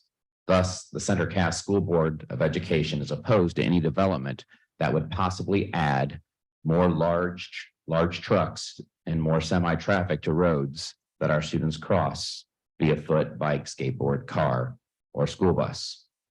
Knowing that over half of our students, 600, reside on the west side of Lamont Road and need to cross Lamont Road heading east to attend our 3 school campuses, the District 66 Board of Education strongly opposes any addition that will significantly increase trucking traffic to Lamont Road. This opposition will remain in effect until there are agreed upon safety measures put in place to ensure safe passage for our students, especially at the intersection of Lamont and Plainfield Road. I have been impressed with the communication I have received from your city manager and village officials. We appreciate the board hearing our perspective. The District 66 Board of Education would respectfully request an opportunity to sit down with the Village of Woodridge, the prospective developer or inhabitor, the DuPage Department of Transportation, or any other entity who is making this decision to determine what safety measures can and would be implemented at the intersection of Lamont and Plainfield Road before withdrawing our statement of opposition. On behalf of the students and the District 66 Board of Education, thank you for hearing this request. Ann Pierce.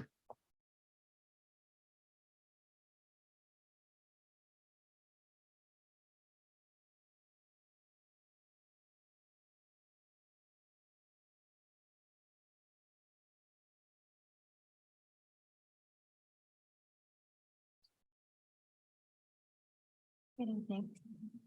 My name is Ann Perry. I live at 8213 Meadowood Avenue.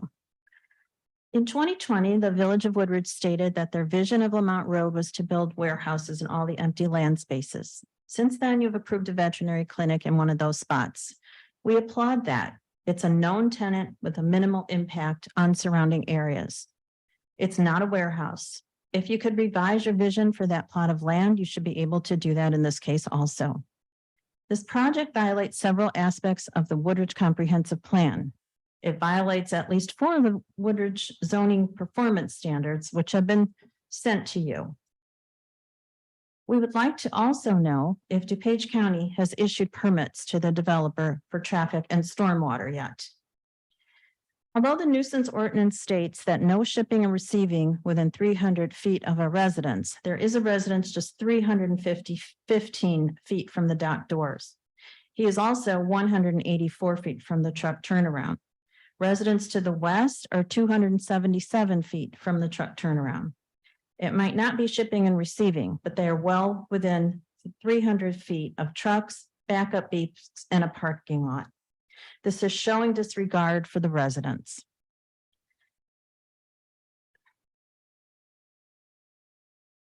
The sound study concludes that noise will not exceed the Illinois Noise Code if the number of trucks doesn't exceed our listed values for each hour. This is speculation. Will you limit the number of trucks per hour? We don't know what's going in there, so we don't know how much traffic or noise or pollution will be exposed to. You've been elected to represent your residents. Obviously, people do not want this. Again, in 2020, we had over 1,000 signatures on a petition against building the warehouse. Some of your own officials have acknowledged the need to reform the Lamont Road corridor. Why can't the village, the landowners, and the residents come together to work toward a solution? What you decide here will affect this area for years to come. The landowners can sell to other buyers, the planners and developers will move on to other projects, but we will be left with a warehouse that nobody wants and has diminished our way of life. This also violates Chapter 1 of the zoning code that public health, safety, comfort, moral, and welfare may be otherwise promoted. Are you relying on the developer to look out for Woodridge and its residents? They're going to walk away and not worry if we're exposed to pollution or excessive noise, or if our property values go down. But you have been entrusted to take care of all of your people. You should care, and that's your reason to vote no. Thank you.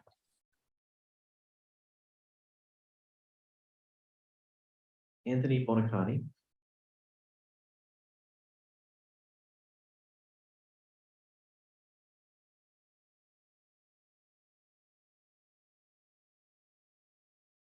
Good evening. Thank you very much. I do appreciate all your time. It's an honor to be in front of you. Like the gentleman said, appreciate your service. I'm opposed to this. Your name and address. My bad. Anthony Bonaconti, 8129 Basswood Lane. I'm opposed for the reasons that were stated. But I want to talk to you. Obviously, this is money driven. And we moved out here because we like the open spaces. We liked it was called Woodridge because it was right in the woods, and those are disappearing. And I feel bad because my neighborhood was one of those neighborhoods, and I didn't know that. I wouldn't have moved there if I had. But I'm a happy resident. And I'm happy to spend money in your town. And I know most of these people are too. But if this vote goes the way that it's not being heard by all the residents that are here, I won't be a happy resident. And like another gentleman said, I'll be ready to move. And there ain't no way I'm going to spend any more money in this town because I'm not a happy resident. So I think that you guys want money in different ways too. We're having a bunch of happy residents that are going to go to your restaurants, your recreational. If not, Darion's a good place. I got great restaurants there. And I got no money, no problem bringing my money there. If you don't hear what we're talking about here. I mean, I don't have a great suit on. I don't have a bunch of stuff that I can put on that thing. All I can tell you is I'm a man on the ground. I have two sons that will be going to this 66. And we cross these roads. And I see the people flying through my neighborhood because they don't want to go down the Lamont Road now. God forbid there's going to be trucks. My kids, I tell them you got to stop. And you got to look both ways. I know that's common. But it's because there's people flying through my neighborhood. And I don't want that anymore. And God forbid, like I said, we put 5 more trucks an hour, and that's an estimate. There's going to be more. And they're going to be idling. And I come from Berwyn. I do. I come from Berwyn, Melrose Park area. And guess what? Most of my family died of cancer. I don't know what it's from, but maybe it was from those idle trucks because all of these warehouses like these gentlemen want to put in there, cause those deaths. Who knows? Richard Tentarikis.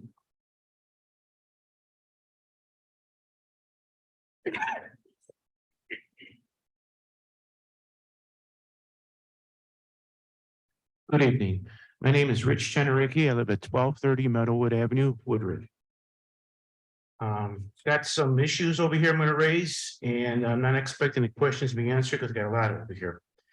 Been living in Woodridge, I mentioned, for 32 years. With this berm that's going to be put in place over here, how is the flood control going to be maintained if you got all sorts of hilly areas over here?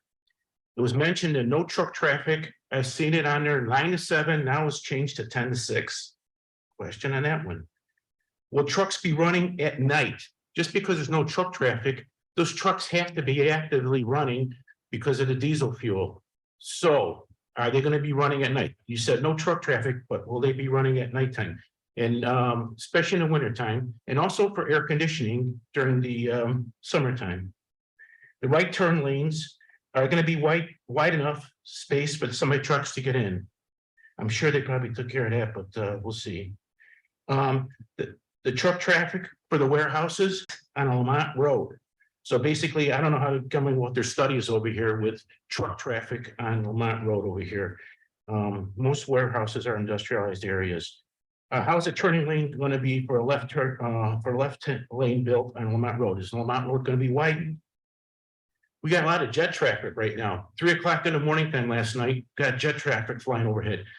I'm looking forward to this increased sound from the warehouse trucks. Boy, oh boy.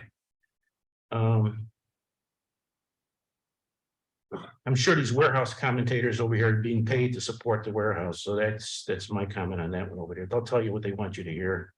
And why is the audiologist, the sound pro from Pingree Grove, talking about Woodridge sound? If the warehouse was built by his house, I'm sure you have different comments.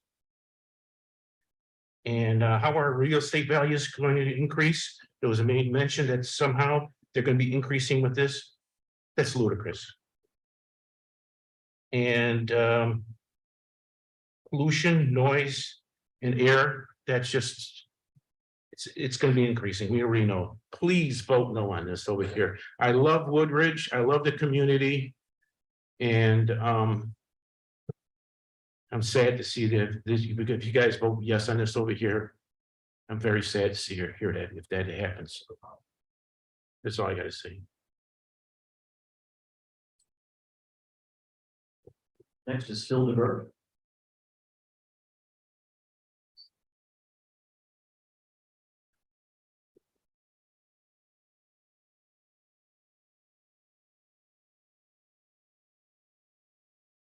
My name is Phil DeBeer. I live at 8211 Dunham, right next door on the south side of this development. First of all, I'd like to congratulate you on your anniversary, your 25th anniversary of July 8th, 1999, when you forced annexed and rezoned this property. It was wrong then. It's wrong today. It's been proven wrong time and again, as each development that has been proposed has bailed out, done their due diligence, found they shouldn't stick around. Looking at the bigger picture, if you look at the total zoning map of Woodridge, this area as an ORI area sticks out like a sore thumb. You've got the southwest area, International Center in those areas, which is all ORI. And then you've got all these residents surrounding this little block of ORI up in that area. The badminton, okay use, ORI. ORI seems to be a catch-all zoning use, and you can do almost anything in ORI. Might remind you that this started, as Denise said, with a church that was proposed to put on 5 of these 17 acres in 1999, which caused Woodridge to finally force the next after looking at it for 20 years before that. The comprehensive plan is wrong for this area. The comprehensive plan should be changed. The warehouse is wrong for this property. And I hope that you will use your moral judgment of what is right and wrong and vote no on this project this time.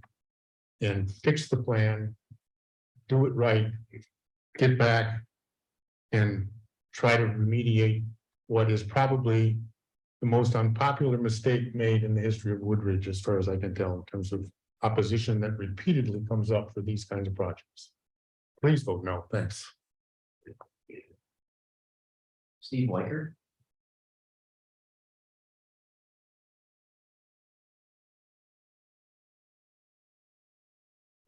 Thanks for letting me talk. Steve Weicker, 1916 Wellington Road in Woodridge. I spoke last time. I thought it was interesting that the last time we were here in front of, I think it was a plan commission, that it was voted down until they agreed to limit the hours from like 8 to 7. Then one person flipped. So it became a 3 to 2, which is basically 60%, which is a failing grade in any school. Okay, now I hear those times have changed. If it went back with these new times that you're talking about, that group would not have advanced this to this meeting. So I don't know why we're even here. It's really didn't really pass. The traffic, the truck limits, last time again, we talked, the numbers that were passed around here are fictitious. We talked about there's gonna be a truck every 5 minutes, not every 12 minutes as was discussed today. So I don't know where that came from. We talked about the lights, the trees, all that. My other question is, when this, and I got nothing against the Trammell Crow people, they're great people that build great projects. But when they find out that you can't get trucks in and out of here and you can't operate at the hours we're asking them to operate, and this building goes empty, what happens? Does it just sit there and rot? My other question is, if it goes forward, that'll be the first one that is built there. And these folks will be back to build section 2, section 3, section 4, section 5, and occupy all that land with warehousing. I hope the folks in this audience know that's what's coming next if this is approved. It's going to turn into a large warehouse up and down the street. I don't know what the tax income is. I never heard anything about that. But I'm definitely against it. Everybody in this room is against this project. I do have one final thing to say that appreciate the board's time and patience in this and understanding. And I'm going to be very blunt about it, from Ms. Blair all the way through and including Mr. Krusek. You've given us eye time and heard us. So thank you for your time. Next is Mike Turek.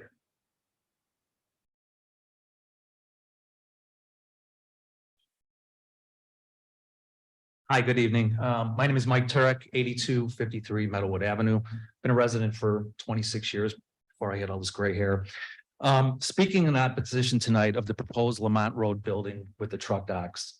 While I do support economic development in our village, a plan that places truck docks in the backyards of homeowners is dangerous. It brings the risk of health issues to our children, senior citizens, and all who live on Meadowwood Avenue. I recognize the enormous decision the village board has tonight. I trust that approving this project is an economic win for our village, but that comes at a significant cost. Recently, Consumer Reports investigated the impact of warehouses with docks in residential neighborhoods. They reported that breathing in tiny particles from diesel and exhaust increased a person's chance of getting asthma, developing cancer, or having a heart attack, and can cause premature birth and miscarriages. Children and the elderly are especially vulnerable. They go on to report that no one has publicly tracked emissions near warehouses, not the EPA and not the local governments. Warehouses are not regulated by the EPA or local jurisdictions for environmental impacts. Village Board, a vote of yes on this project is a clear message to property owners and the taxpayers of Woodridge of your willingness to sacrifice the health of our residents in the name of development. There is not one child or taxpayer who should be put at risk for the constant air pollution of idling trucks in our backyards. Property values will decrease 10% according to Realtor.com with this type of development in one's backyard. There are 46 properties on Meadowwood that are impacted by this project. A vote of yes will cost these homeowners $2.3 million in equity, or $50,000 per family.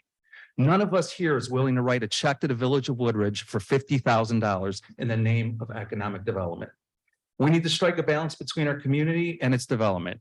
It should not come at the cost, health, or safety of its residents. The proposal in front of you is a lousy deal for the property owners along Meadowwood. The board should encourage village staff to explore their creativity versus trying to fit the proposal into the framework of an outdated comprehensive plan. The plan is flawed and it needs to be modernized. The agenda packet contains staff comments about dock doors in Darien and the proximity of those dock doors to a residential district. Village Board, it takes courage and leadership to do what is right. Those who are followers depend on others to make decisions for them. The safety and the health of our residents is in the hands of the Village Board. Thank you for the opportunity of speaking tonight. Jill Susan.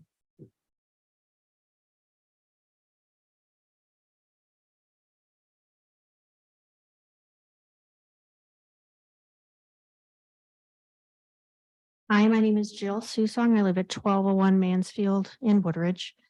Side of my property is along Meadowwood. So we've heard a lot of facts and figures tonight.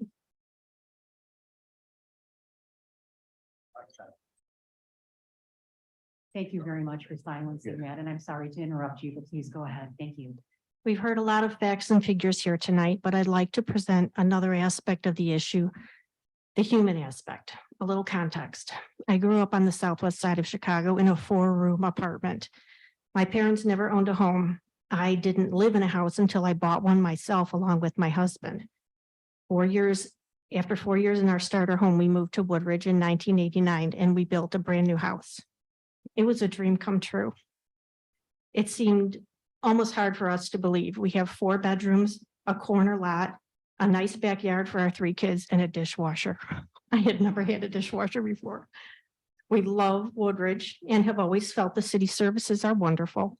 We love our home, and to this day, I do not take for granted living in such a lovely home and in such a lovely community. The pride of ownership is evident throughout our neighborhood. It sounds corny, but for us, we are truly living the American dream. So in the face of a decision that would negatively affect our little slice of Americana, for all the reasons stated this evening by my neighbors, I am here tonight to do what I believe each and every one of you would do if you were faced with the same situation of having a ginormous warehouse built literally a stone's throw from your front door. I am coming to my elected representatives to ask for your help. I am asking that you vote against this proposal, and in doing so, vote to preserve our little slice of the American dream. I'm asking that you put the concerns, desires, and welfare of your constituents above the profits of a big corporation and vote no to this warehouse proposal. Thank you. Esther Diamond.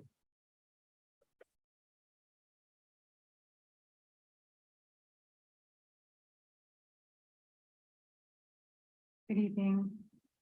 Good evening. Thank you, Madam Mayor and the board. My name is Esther Diamond. I live at 2756 Woodmere Drive, across the street in the Woodmere subdivision.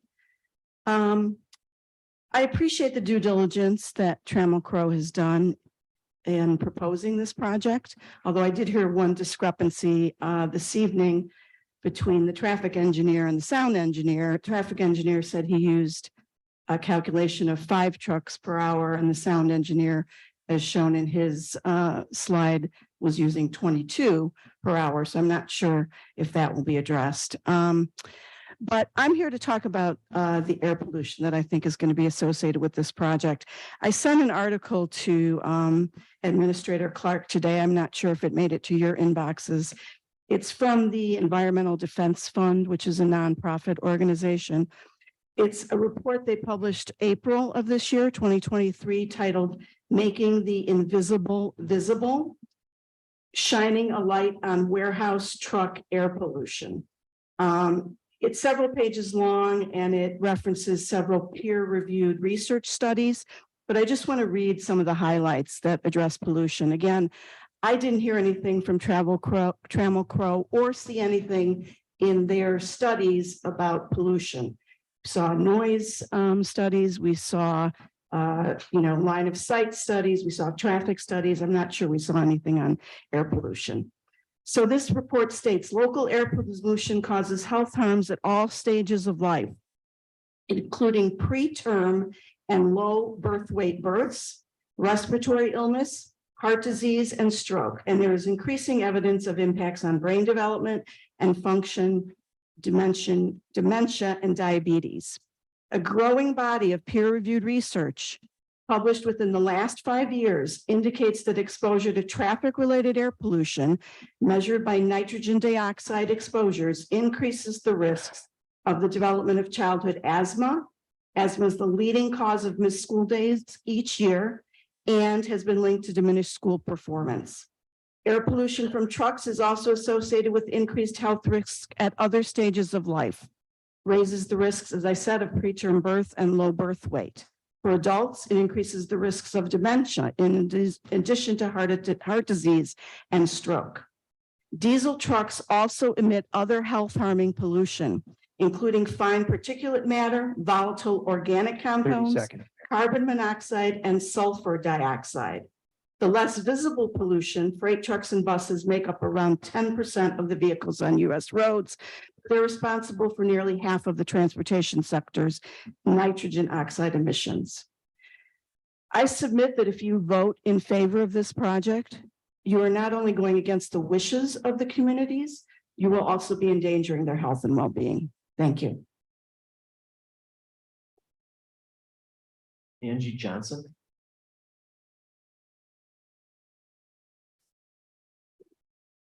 Good evening. Hi, my name is Angie Johnson. I'm at 1205 Chesum Court in Woodridge. I am, along with everybody else, joining here to express my opposition to the warehouse on Lamont Road. It would be adjacent to single-family homes in a quiet residential neighborhood. It will have an adverse impact of quality of life due to the constant truck beeps, smell of fumes, idling of engines, noise of trucks, docking and loading late at night and early in the morning. I don't believe this 6 to 10 due to weather conditions and traffic. I could see that going into midnight and later. Looking at property for sale along Lamont Road and 83rd Street, the area is marked as busy intersection and just minutes away from the 355 and I-55. A building this size will bring enormous amount of traffic. Don't let this be another Romeoville. Aside from the detrimental impact to Woodridge residents, neighbors in Woodmere, Bruce Lake, Breckenridge, Darien, and parents of District 66 and Goodart School have all expressed concerns on the traffic, safety, and health. This warehouse is too big and trunk intensive. The entire area is concerned and involved and against this. This is also shared by many who were not able to attend this meeting. We just oppose this. I hope you listen to us. Thank you. Rosemary Crick.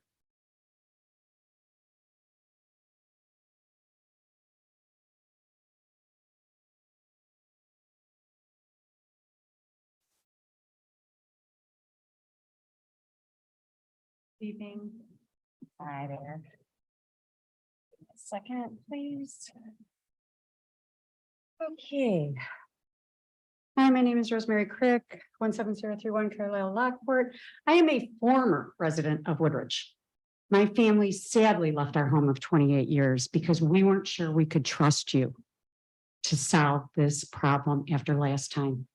And sadly, we were right because here we are again.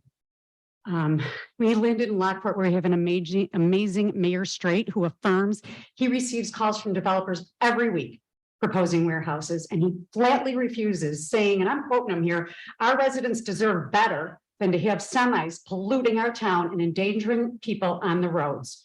We will not be that community. We have one place for warehouses and that's it.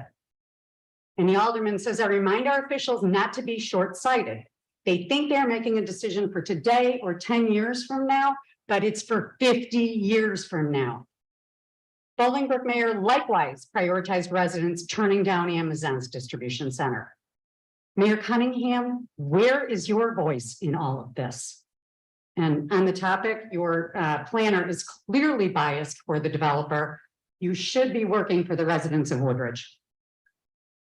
Scientific and engineering studies are evidence for catastrophic damage to health and safety, with truck traffics per day, probably more in the neighborhood of 256, according to the engineers I've talked to about this, crossing the kids' path to school, and that would be blood on your hands if you approve this. But let's talk about the 800-pound gorilla in the room, a potential lawsuit, because that's what I'm hearing.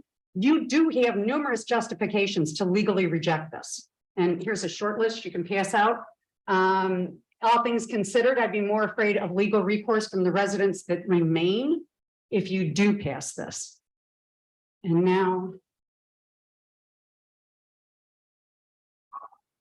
only the folks who want this is a handful of landowners and the developer, all of whom will profit and be gone.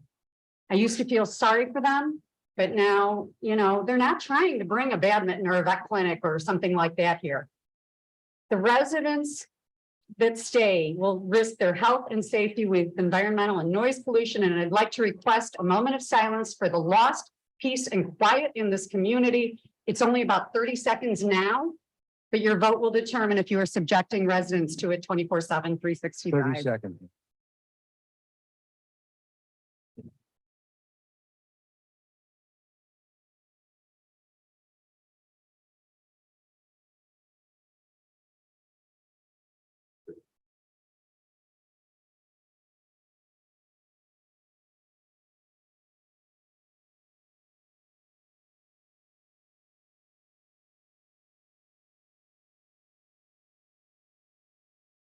Time's up. Joseph Villos. Solve the problem, please.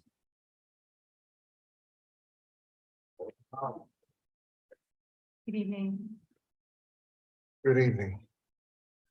Name is Joseph Schulis. My address is 623 86th Place, Downers Grove. It turns out I'm wanting to approve this because we need to develop this land. We need to do something with it. Won't put a church on it, won't put houses on it. How many times do people have to keep coming with warehouses or something else? It is something that needs to be developed. You have warehouses up and down that whole strip. And hardly any of them have major truck traffic.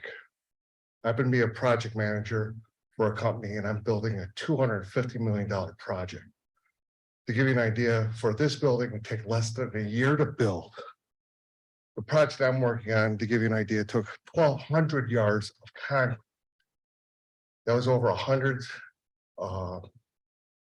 concrete trucks coming in and out, pumping it in, leveling it off. This is all prefab. It'll take no time to put up and to build. We really need to consider what to do with this. If you don't go with this, you have to come back with, what are we going to do with the property? These people want to sell and they want to develop something there. You got to figure out where it is. Where do you stand? What are you going to use this for? If you don't, you're going to wind up being back here year after year with people behind me trying to sell you guys on this. And then those people being very upset about it all the time. But with the buses in the schools, most of the kids take buses. There's a handful of kids that walk across Lamont Road. Not saying it's a bad thing, and yes, it will increase traffic. But we just had our taxes raised because there wasn't enough money for the buses. So they had to double stack the buses. Our taxes also went up because of it. This is another way to develop some tax revenue for us that you guys need to look at. I mean, over the years, how much more time's going to pass before this land just sits here and generates nothing for you? So if you don't figure out what this project's going to pass, you need to figure out what you want to put there. And then go out and find it. Either a church or hospital or vet clinic or something. Because something needs to be done with the property. Because if you don't want this, you got to have something there. And with the noise in that, yes, there will be some increase in noise, but it's not much. Because the berms in that will develop, will block most of the noise, summer and winter. And I have nothing to do with the people behind me. I'm just an independent person that lives in a neighborhood and knows a lot about the construction and how to build stuff and how this thing will work out. Thank you very much.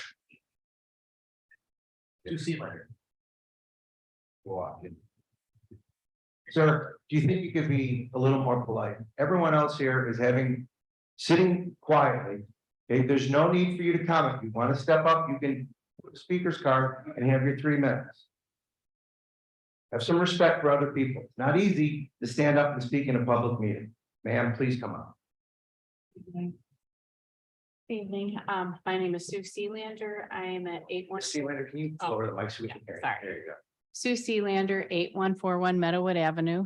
I'm directly behind the Skeleton Key building on the south, probably the south lot. I didn't plan on speaking today. I probably started this and everybody has a point. The neighbors, the people who are there, the company, the village. And I understand it from a business person's point of view and a personal point of view. I was not going to speak today because I have spoken, I've sent letters, but as I was driving in, I heard the audiologist say, we love to be at the beginning because we can fix it if something's wrong. So as Rosemary just went ahead and played the audio tape, I don't know where it was from, but I do live right there. I live with Skeleton Key behind the building. So I'm against this. But if it were to go through and the times do change, I do have an audio tape and I'm sorry for playing this, but this is what I hear. This is what I heard 2 weeks ago at 8:30 at night. So, and of course, my phone is not very loud. And this goes on. This goes on. This isn't the first part of it. It goes on. I didn't catch it in the beginning. But what I would like to make sure that if this does go through, I'll stop that because it goes on and on, that you keep that in mind, because I live right there now. The Trammell Crow building is not there. This is from the Skeleton Key building. And as I was listening in my yard last year when they were taking trees down on the north end of my neighborhood at the park, which is about 5 houses down, my sliding glass door faces south. I was looking to see which of my neighbors on the south side was doing some sort of construction or something, because it was so loud in my house. And I'm trying not to exaggerate, but it was loud in my house. I had my sliding glass door open. When I finally walked outside, it wasn't to the south, it was 5 doors to the north. So the dock doors now face south from the Skeleton Key building. And I call it that, it's the Lopata building. If there is a building on the other side, 30 seconds. abutting that, where will that noise be going? The building is there now. So I just want you to keep that in mind when, if this does pass and you're thinking of times, please keep that in consideration, because it will make a difference. It's already there. There's no, it's not the Trammell Crow berm, it's already a building. And you'll want to keep that in mind for the Trammell Crow trucks as well. Thank you very much, all of you. I really appreciate you being here and listening to all of this. Thank you. Stanley Mida.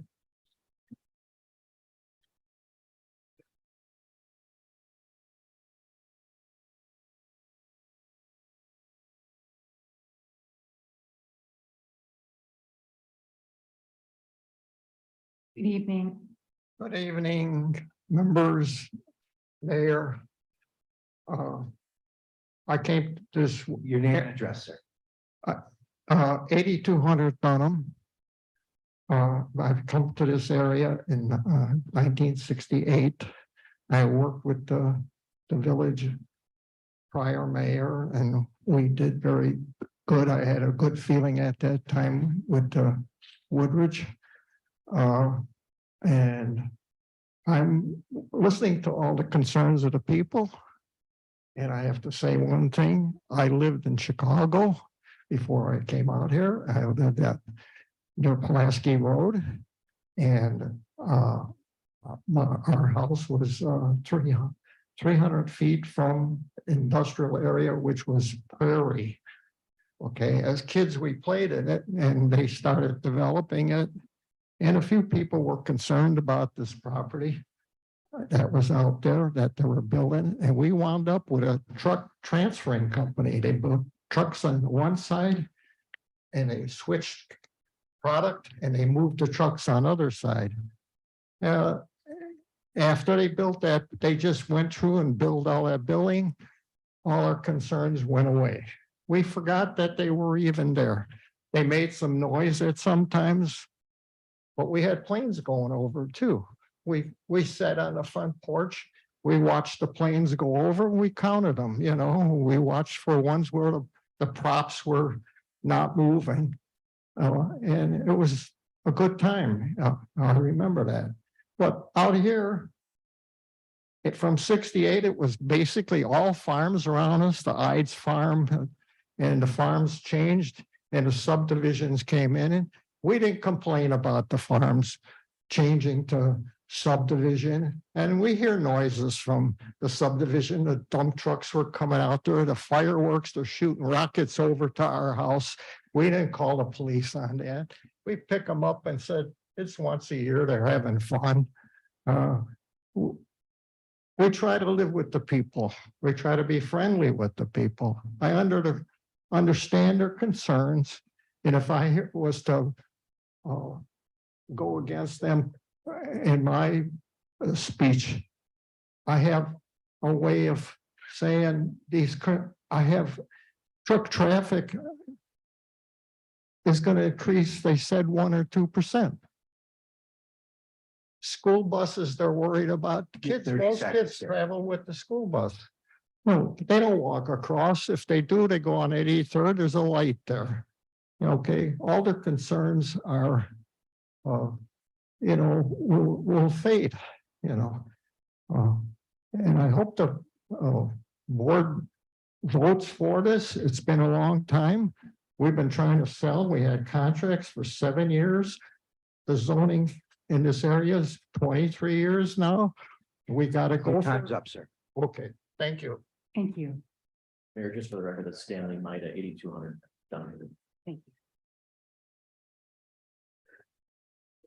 Mayor, that concludes the public comment cards that I have in my possession.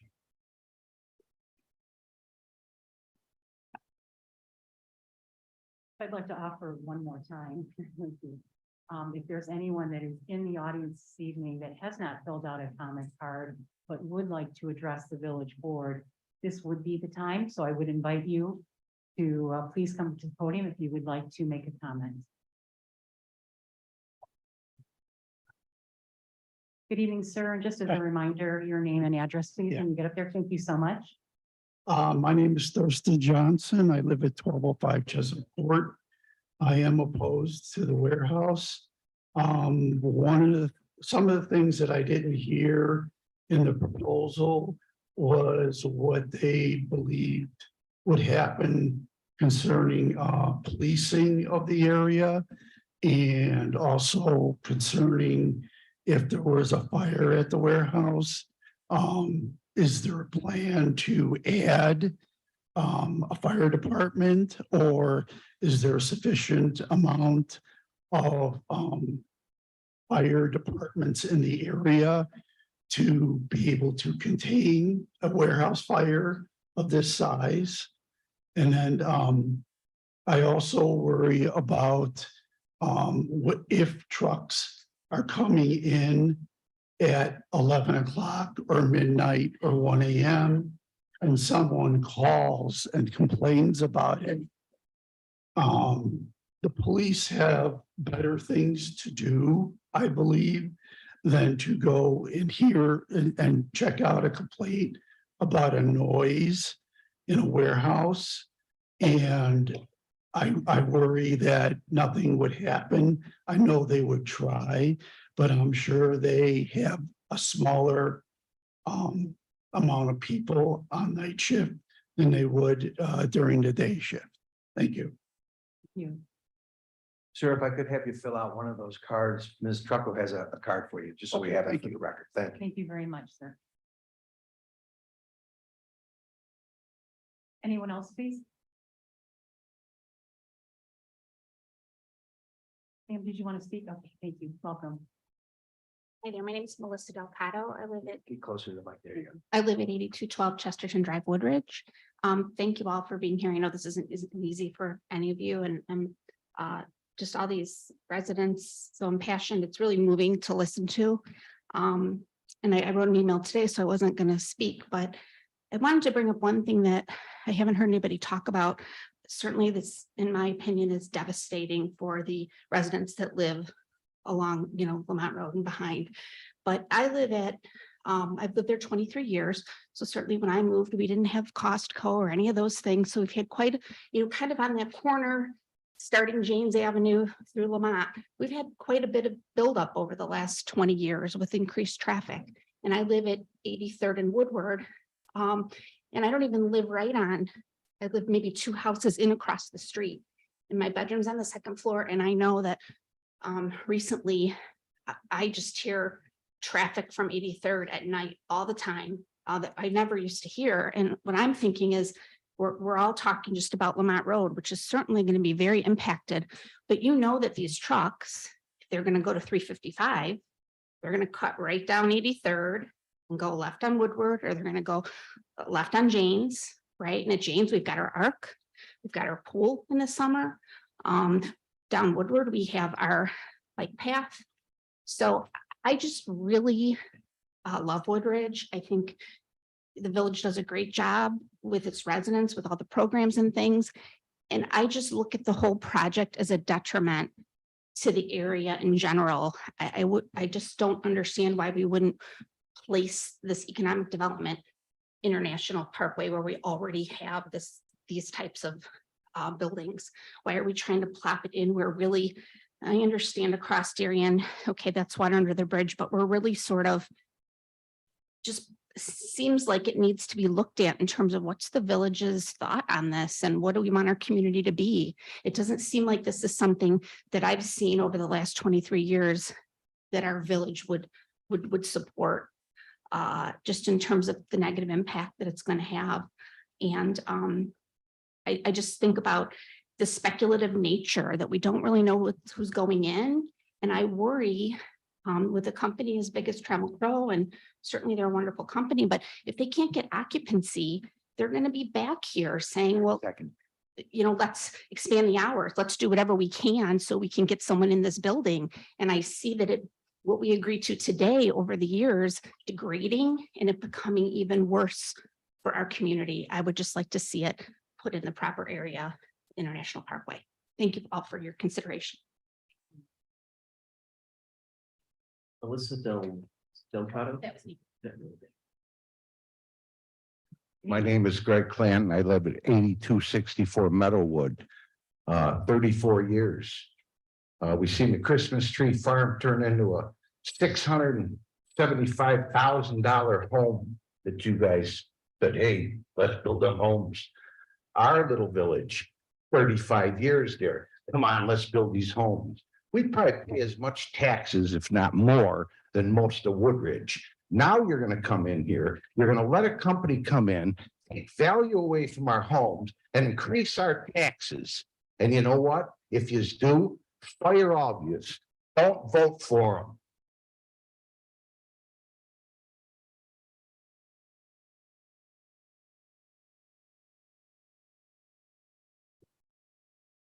John Thurston Johnson, you spoke already, is that correct? Yes, thank you. Just making sure. Anyone else, please? And we thank you for being here this evening. For that, I was going to ask Administrator Stonich for any comments that were submitted prior. If you could list those. for us. Yes, Mayor, we received a number of written comments in advance that many of you submitted. We appreciate that very much. Know that every board member has received copies of those in advance of this meeting, and they will be entered into the public record for tonight. Thank you. Well, thank you very much. Before we proceed, there is a statement I would like to make. On behalf of the village board, I do want to thank you, our neighbors, for your feedback and your time. And all the comments and your perspective and insights that you provided us regarding this development proposal. We sincerely, and I truly mean that, hope that you, all of our neighbors, please know that we as a board do not take this vote and our responsibility lightly. This particular development was first presented in concept form to the public and the board back in February 2022 as part of a pre-application presentation. Since that initial presentation, we have read all of the public comments that have been submitted and have reviewed all of the materials also presented and submitted by our developer that is here this evening and staff. We have carefully reviewed the advisory opinion of our plan commission. We appreciate all the time and care that has been afforded to this process. And that in the end, it helps us to formulate in our mind and our hearts the decisions that we believe would be the best and the best interests of our community. Before concluding, I do think it is important for the record to address a concern regarding a couple of written public comments that were received over the last few weeks.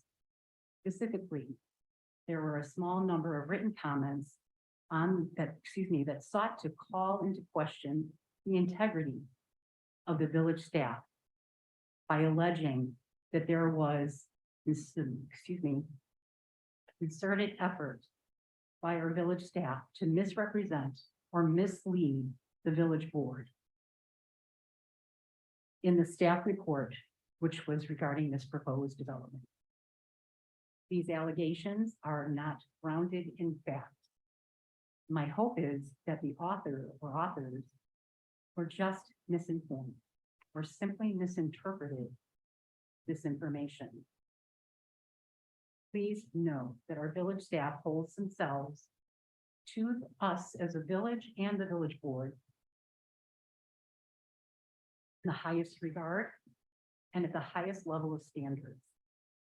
And we as a board have the utmost confidence in our staff and their professionalism. And we have had the complete confidence in the information that has been provided to us in preparing for this meeting this evening. I thank you kindly for giving me that moment to share my thoughts, because I think it's important that we have spent an enormous amount of time on this throughout this process and throughout processes before. And we will now move forward, but I wanted to share that information.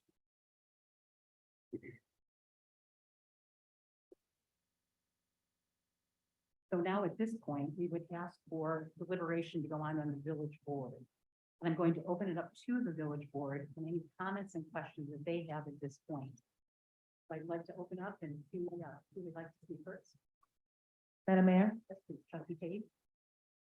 question regarding the 10 PM to 6 AM truck ban. That's come up a few times. So to clarify, that will be part of the ordinance? That is correct. Thank you, Attorney Pat. What happens if it's violated? If there's a violation, then we would, as we would any violation of an ordinance, do the appropriate investigation, issue a notice of violation, determine if there was in fact a violation, and then take appropriate enforcement action. Could that include removing a business license? Absolutely. Thank you.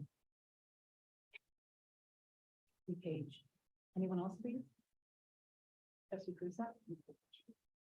Trustee Crusoe. Thank you, Madam Mayor. Okay, so where we're starting from are we have some property owners that would like to sell their property. We have a buyer who has agreed to a price with those property owners. And these property owners have been trying to sell their property for many, many years.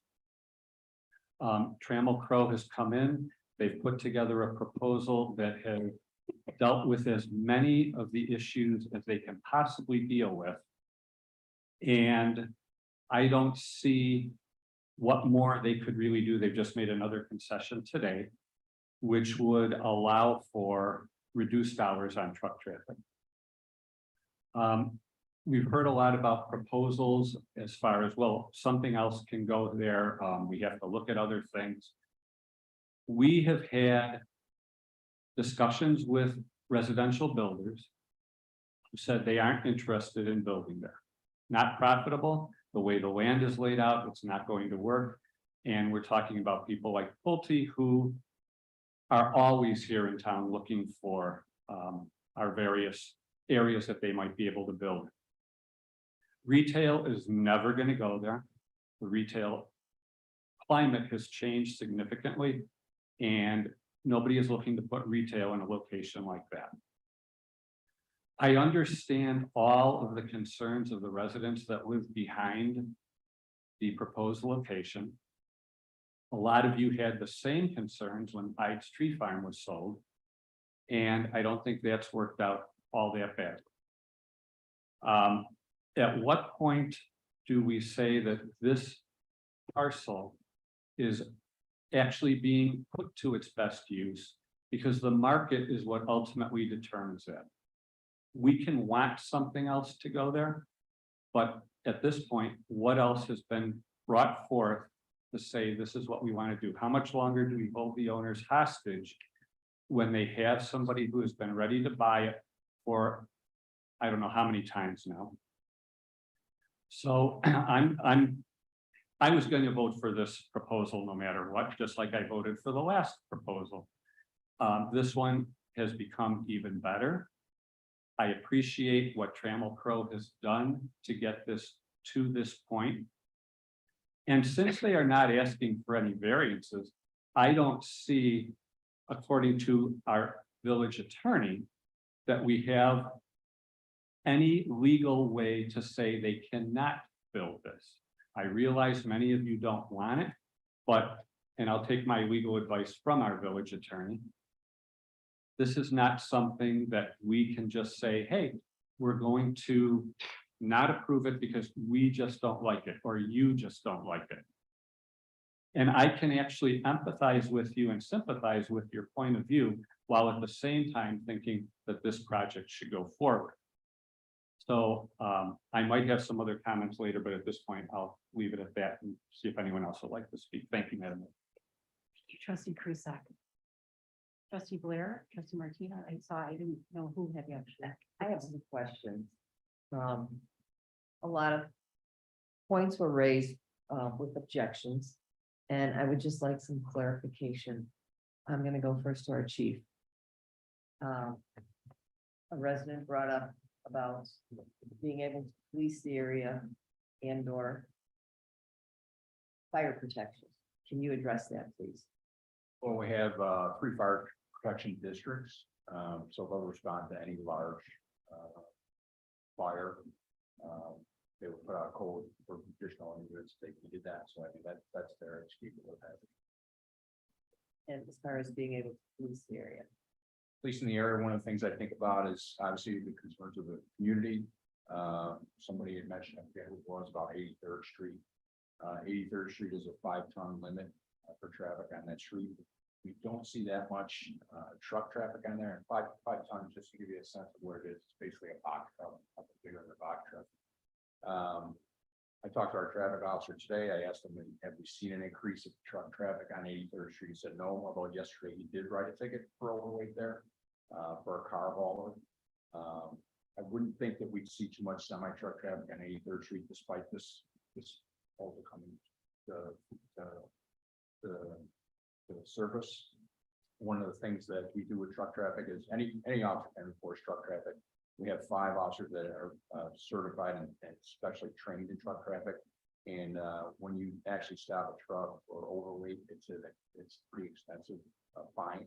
We can actually hold the truck until that fine is paid. So usually you see 1 or 2 of those things and companies realize that it's not worth it. So that's one of the things we'd be worried about is monitoring that truck traffic. And we spent a lot of time on Lamont Road. Back in 2015 and 2016, we recognized there was a large number of traffic accidents. We spent some extra time on it, addressing those problems, and we've reduced those traffic accidents actually from 75th Street all the way to 83rd Street. So what is saying, those are the concerns. Could we, in addition to policing 83rd, because that's a concern. And maybe this would be for our public works or maybe village administrator. Could there be more prominent signage restricting just to, should this go through? Could there be more prominent signage warnings to the trucks that it's illegal to go down 83rd Street? Is there anything we can do in that area? Yeah, we would definitely do that. Sure. Regarding that, I mean, is that a jurisdiction of Woodridge or the county? 83rd Street is Woodridge. Thank you. Another question I have then is, we've talked about it. I don't think it was brought up tonight. But maybe our village attorney can explain for us why a moratorium was not imposed on this particular property. Can you help out with that? Well, the moratorium wasn't imposed because the board didn't impose a moratorium. But the reasoning, I believe, behind it, I don't want to speak for people sitting on the dais, but the reasoning behind it is that a moratorium is a very limited special legislation which impacts negatively property rights, which is why it is generally disfavored. It allows a municipality to address a particular issue of concern regarding a particular zoning district or zoning area. It's usually, while the village can in fact impose one, because it affects zoning rights, then there is a whole process regarding public notice, public meeting, and the like. The village has to establish that the moratorium is reasonably related to a proper public purpose. That purpose also must be narrowly tailored. So for a moratorium to withstand a court challenge, there must be a public necessity to impose the moratorium. The enacting municipality, so the village, if they were to try to pass one, has to articulate a basis for their action. So even if there is a legitimate basis for a moratorium, if the action is too onerous, time, scope, effect on properties, it could constitute what's called a taking, which is government action that deprives someone of their property rights. That would occur if the municipality's action, if the village's action doesn't advance a legitimate governmental interest or denies an owner all economically viable use of their land. Part of the challenge is because this is a small area of ORI. In fact, what we're talking about effectively, I believe Director Clark, it's 3 lots. Is that 4 lots? Thank you. It's 4 lots. That to be able to pass a moratorium that would withstand constitutional muster, it would have to essentially be a moratorium for development in ORI across the village. Simply imposing a moratorium on these parcels would be much more likely to constitute an impermissible taking than if there were a blanket moratorium on all ORI. Now, if you impose a moratorium on all ORI, that ceases any development in any ORI area. And again, that can only be for the purpose of a very specific, you can't just say, well, we don't want any more building it. Can't do that. It has to be for a limited time for a specific purpose. And if the purpose resulted in changing zoning, it may or may not affect the existing property rights of the current owners. And it would likely affect the existing property rights of other owners and existing structures in other ORI areas in the village. I believe these were the considerations that the village board took into account when determining that a moratorium was not the best way to proceed at that time. Okay, so then let me ask you, I'm going to take it a little step further. The legal ramifications. There is not, the developer is not requesting any kind of a variance. Can you give us the legal ramifications? Should it not pass? And also, it was brought up that there'd be legal ramifications if we did pass it. Can you address that? Well, I'm not going to offer an opinion in a public meeting about the exposure of my client to a potential legal action. But I would say that generally speaking, if you have a zoning designation and requirements relating to that, and an applicant meets those zoning requirements, you have an obligation to approve that zoning application. If you don't, is it possible that you could leave yourself open to a cause of action? Yes. And as far as a cause of action from the neighbors, I can't say because I don't know what cause of action they would bring. Obviously, anyone can file a lawsuit if they want to. And so I can't give a cogent legal opinion about what might be filed by someone, whether it's the developer if the village board says no, or whether it's neighbors if the village board says yes.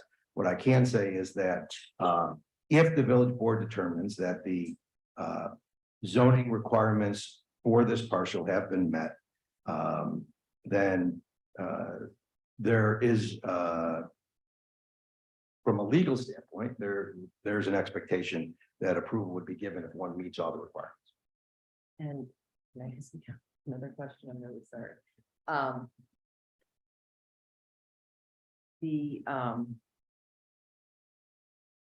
To change, because it's been discussed how, you know, perhaps it could be retail or perhaps it could be residential. Okay. Again, can you explain the process which would have had to happen in order to change that zoning? I can't really answer your question because there's a variety of ways that possibly could have occurred. But I would say that those people who have an existing zoning right in a particular parcel of land, it is not clear whether that zoning right would no longer exist or be grandfathered in, to put it in kind of common parlance. whether the zoning was changed or not. So in other words, if zoning for this parcel changed to residential, let's say R3, that may or may not, the people who own that parcel right now may or may not still have an existing right, what's called a legal non-conforming use, to build within the existing ORI designation. But the change of the, it would have to come from the property owner. Well, that's one way. Just a couple other things if you will indulge me here. A lot of talk was, so I have a question. There was a lot of concern about the children crossing the street to go to school. Are they not all in an area that they would have a bus for them to cross, to ride to school? I mean, nobody has to walk or has to ride their bike, correct? They can take bus. My understanding is bus service is provided. I know we have a school superintendent here from the school district who could probably refine that answer. We offer bus transportation. Yes, sir. You got to speak in the microphone because we're recording. Can you, You want me to stand? You want me to? if you don't come up mind, to the I'm mic? sorry, I hate to make you get up, but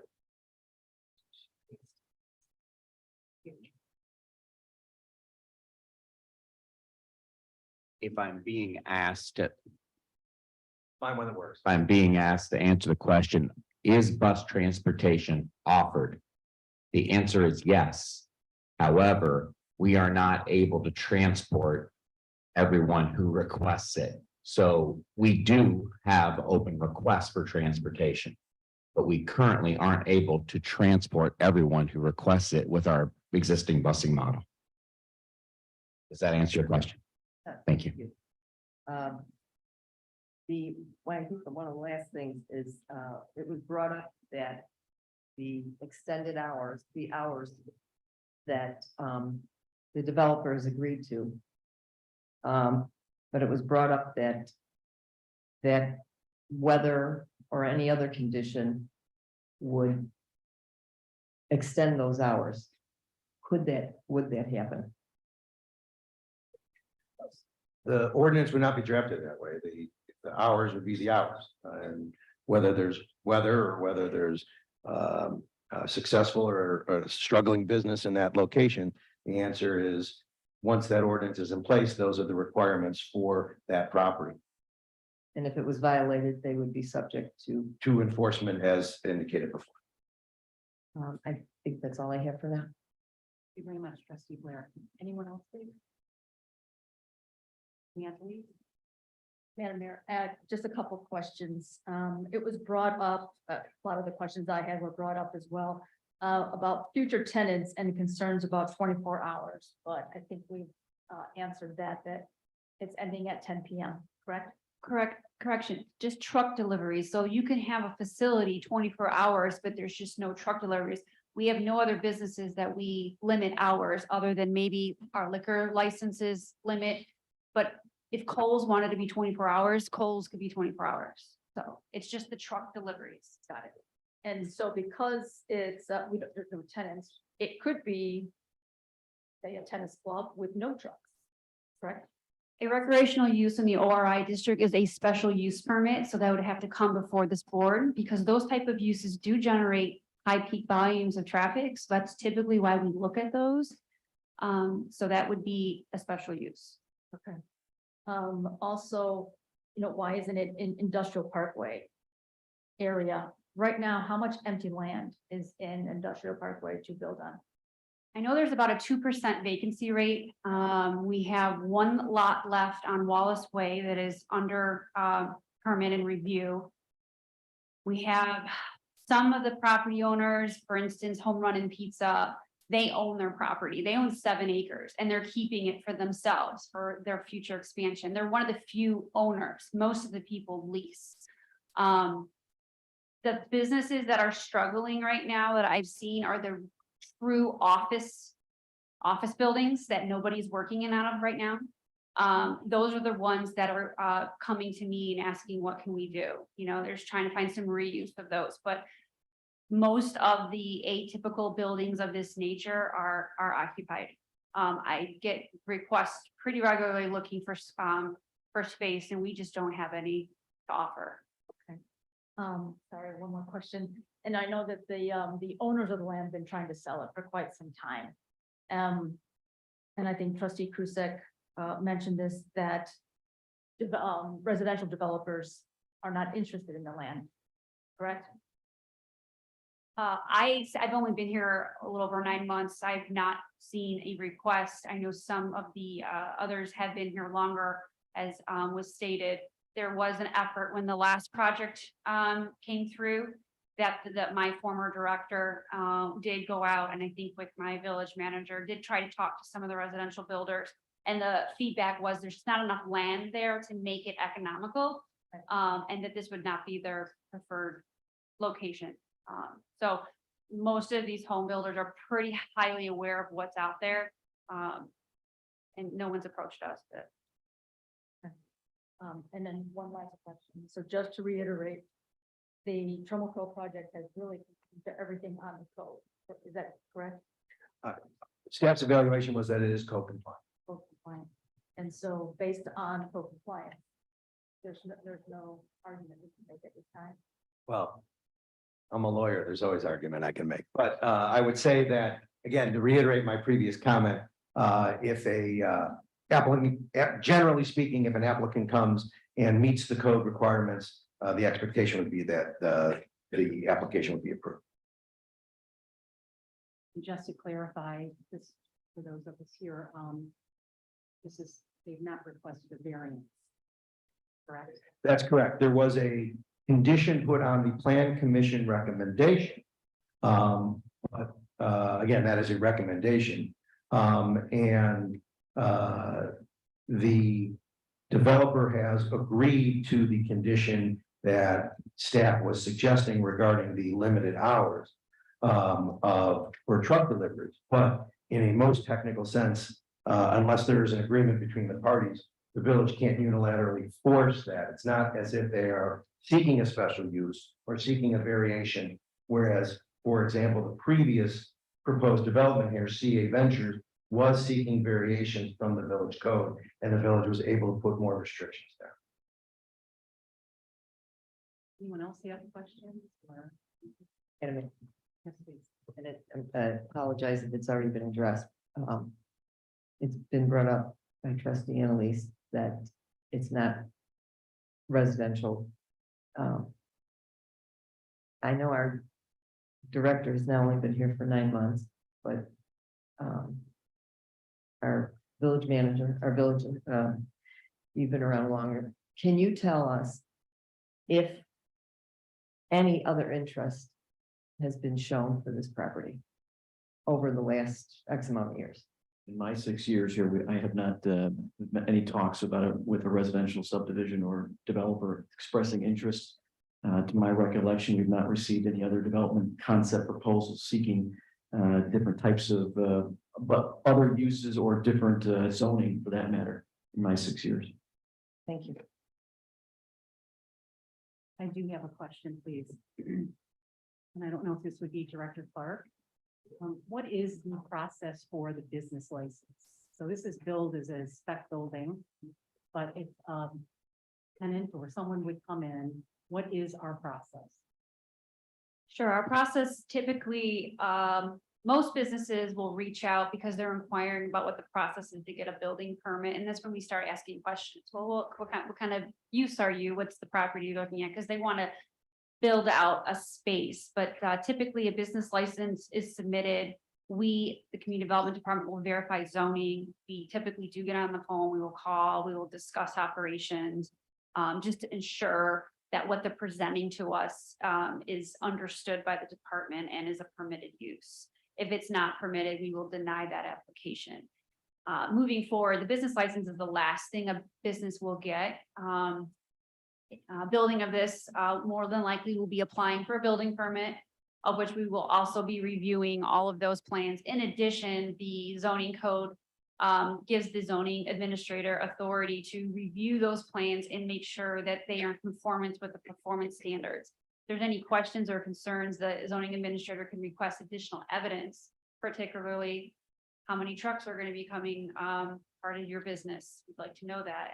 So we can request that evidence again to ensure that they can comply with the performance standards. So if maybe at front, the beginning, they look like they would be meeting those requirements, but anytime either at questioning, at in establishing this business license or the building permit, there's a question, or even down the road, there's a question, what happens then? Sorry, I don't know if I understand. So my question is, if someone is going to go into this building, and they state that they will be using XYZ number of docks, let's say. But 6 months, not even, doesn't even matter a time limit. They're using either more, or this is not what they stated. How exactly are we following up to ensure what has been either applied for in their license, or permitted? Sure. Well, the only thing for this particular project, if approved, the condition I would be communicating is the limited hours for the truck deliveries. There's nothing in our code that limits the number of docks or the number of trucks coming out of a site. So if in the event there's an issue, it would be coming in the form of a complaint. And or again, our fire department does annual inspections of properties. We do monitor, our code enforcement goes through the community. We call it a windshield survey. We will visit sites to see for compliance, property maintenance and then of that nature. And then business licenses are renewed annually. So just to amplify on Director Clark's comments, yeah, there are several different checkpoints, so to speak, where there's regulatory oversight. One would be at the initial phase of a building permit. There also is a follow-up when there is an occupancy permit, both of which are subject to director review as the zoning officer. Then, and I believe this addresses the point you're trying to get to, Mayor. If there's the business would have a business license. And so if we find that a business in town is not a good corporate citizen, is not complying with their requirements, or their requirements have changed significantly so that they have a negative impact on their neighbors and fellow on their neighbors, that is something we can address through the business license process. So we have the ability to enforce violations through, again, both our code enforcement and for a business to decide as their annually renewable license, whether we would want to renew that license. Anyone else, please?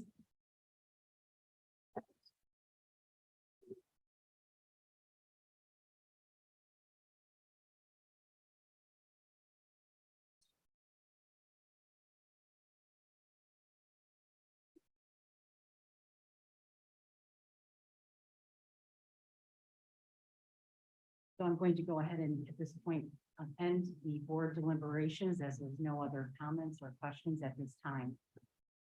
Going to ask please for our village clerk.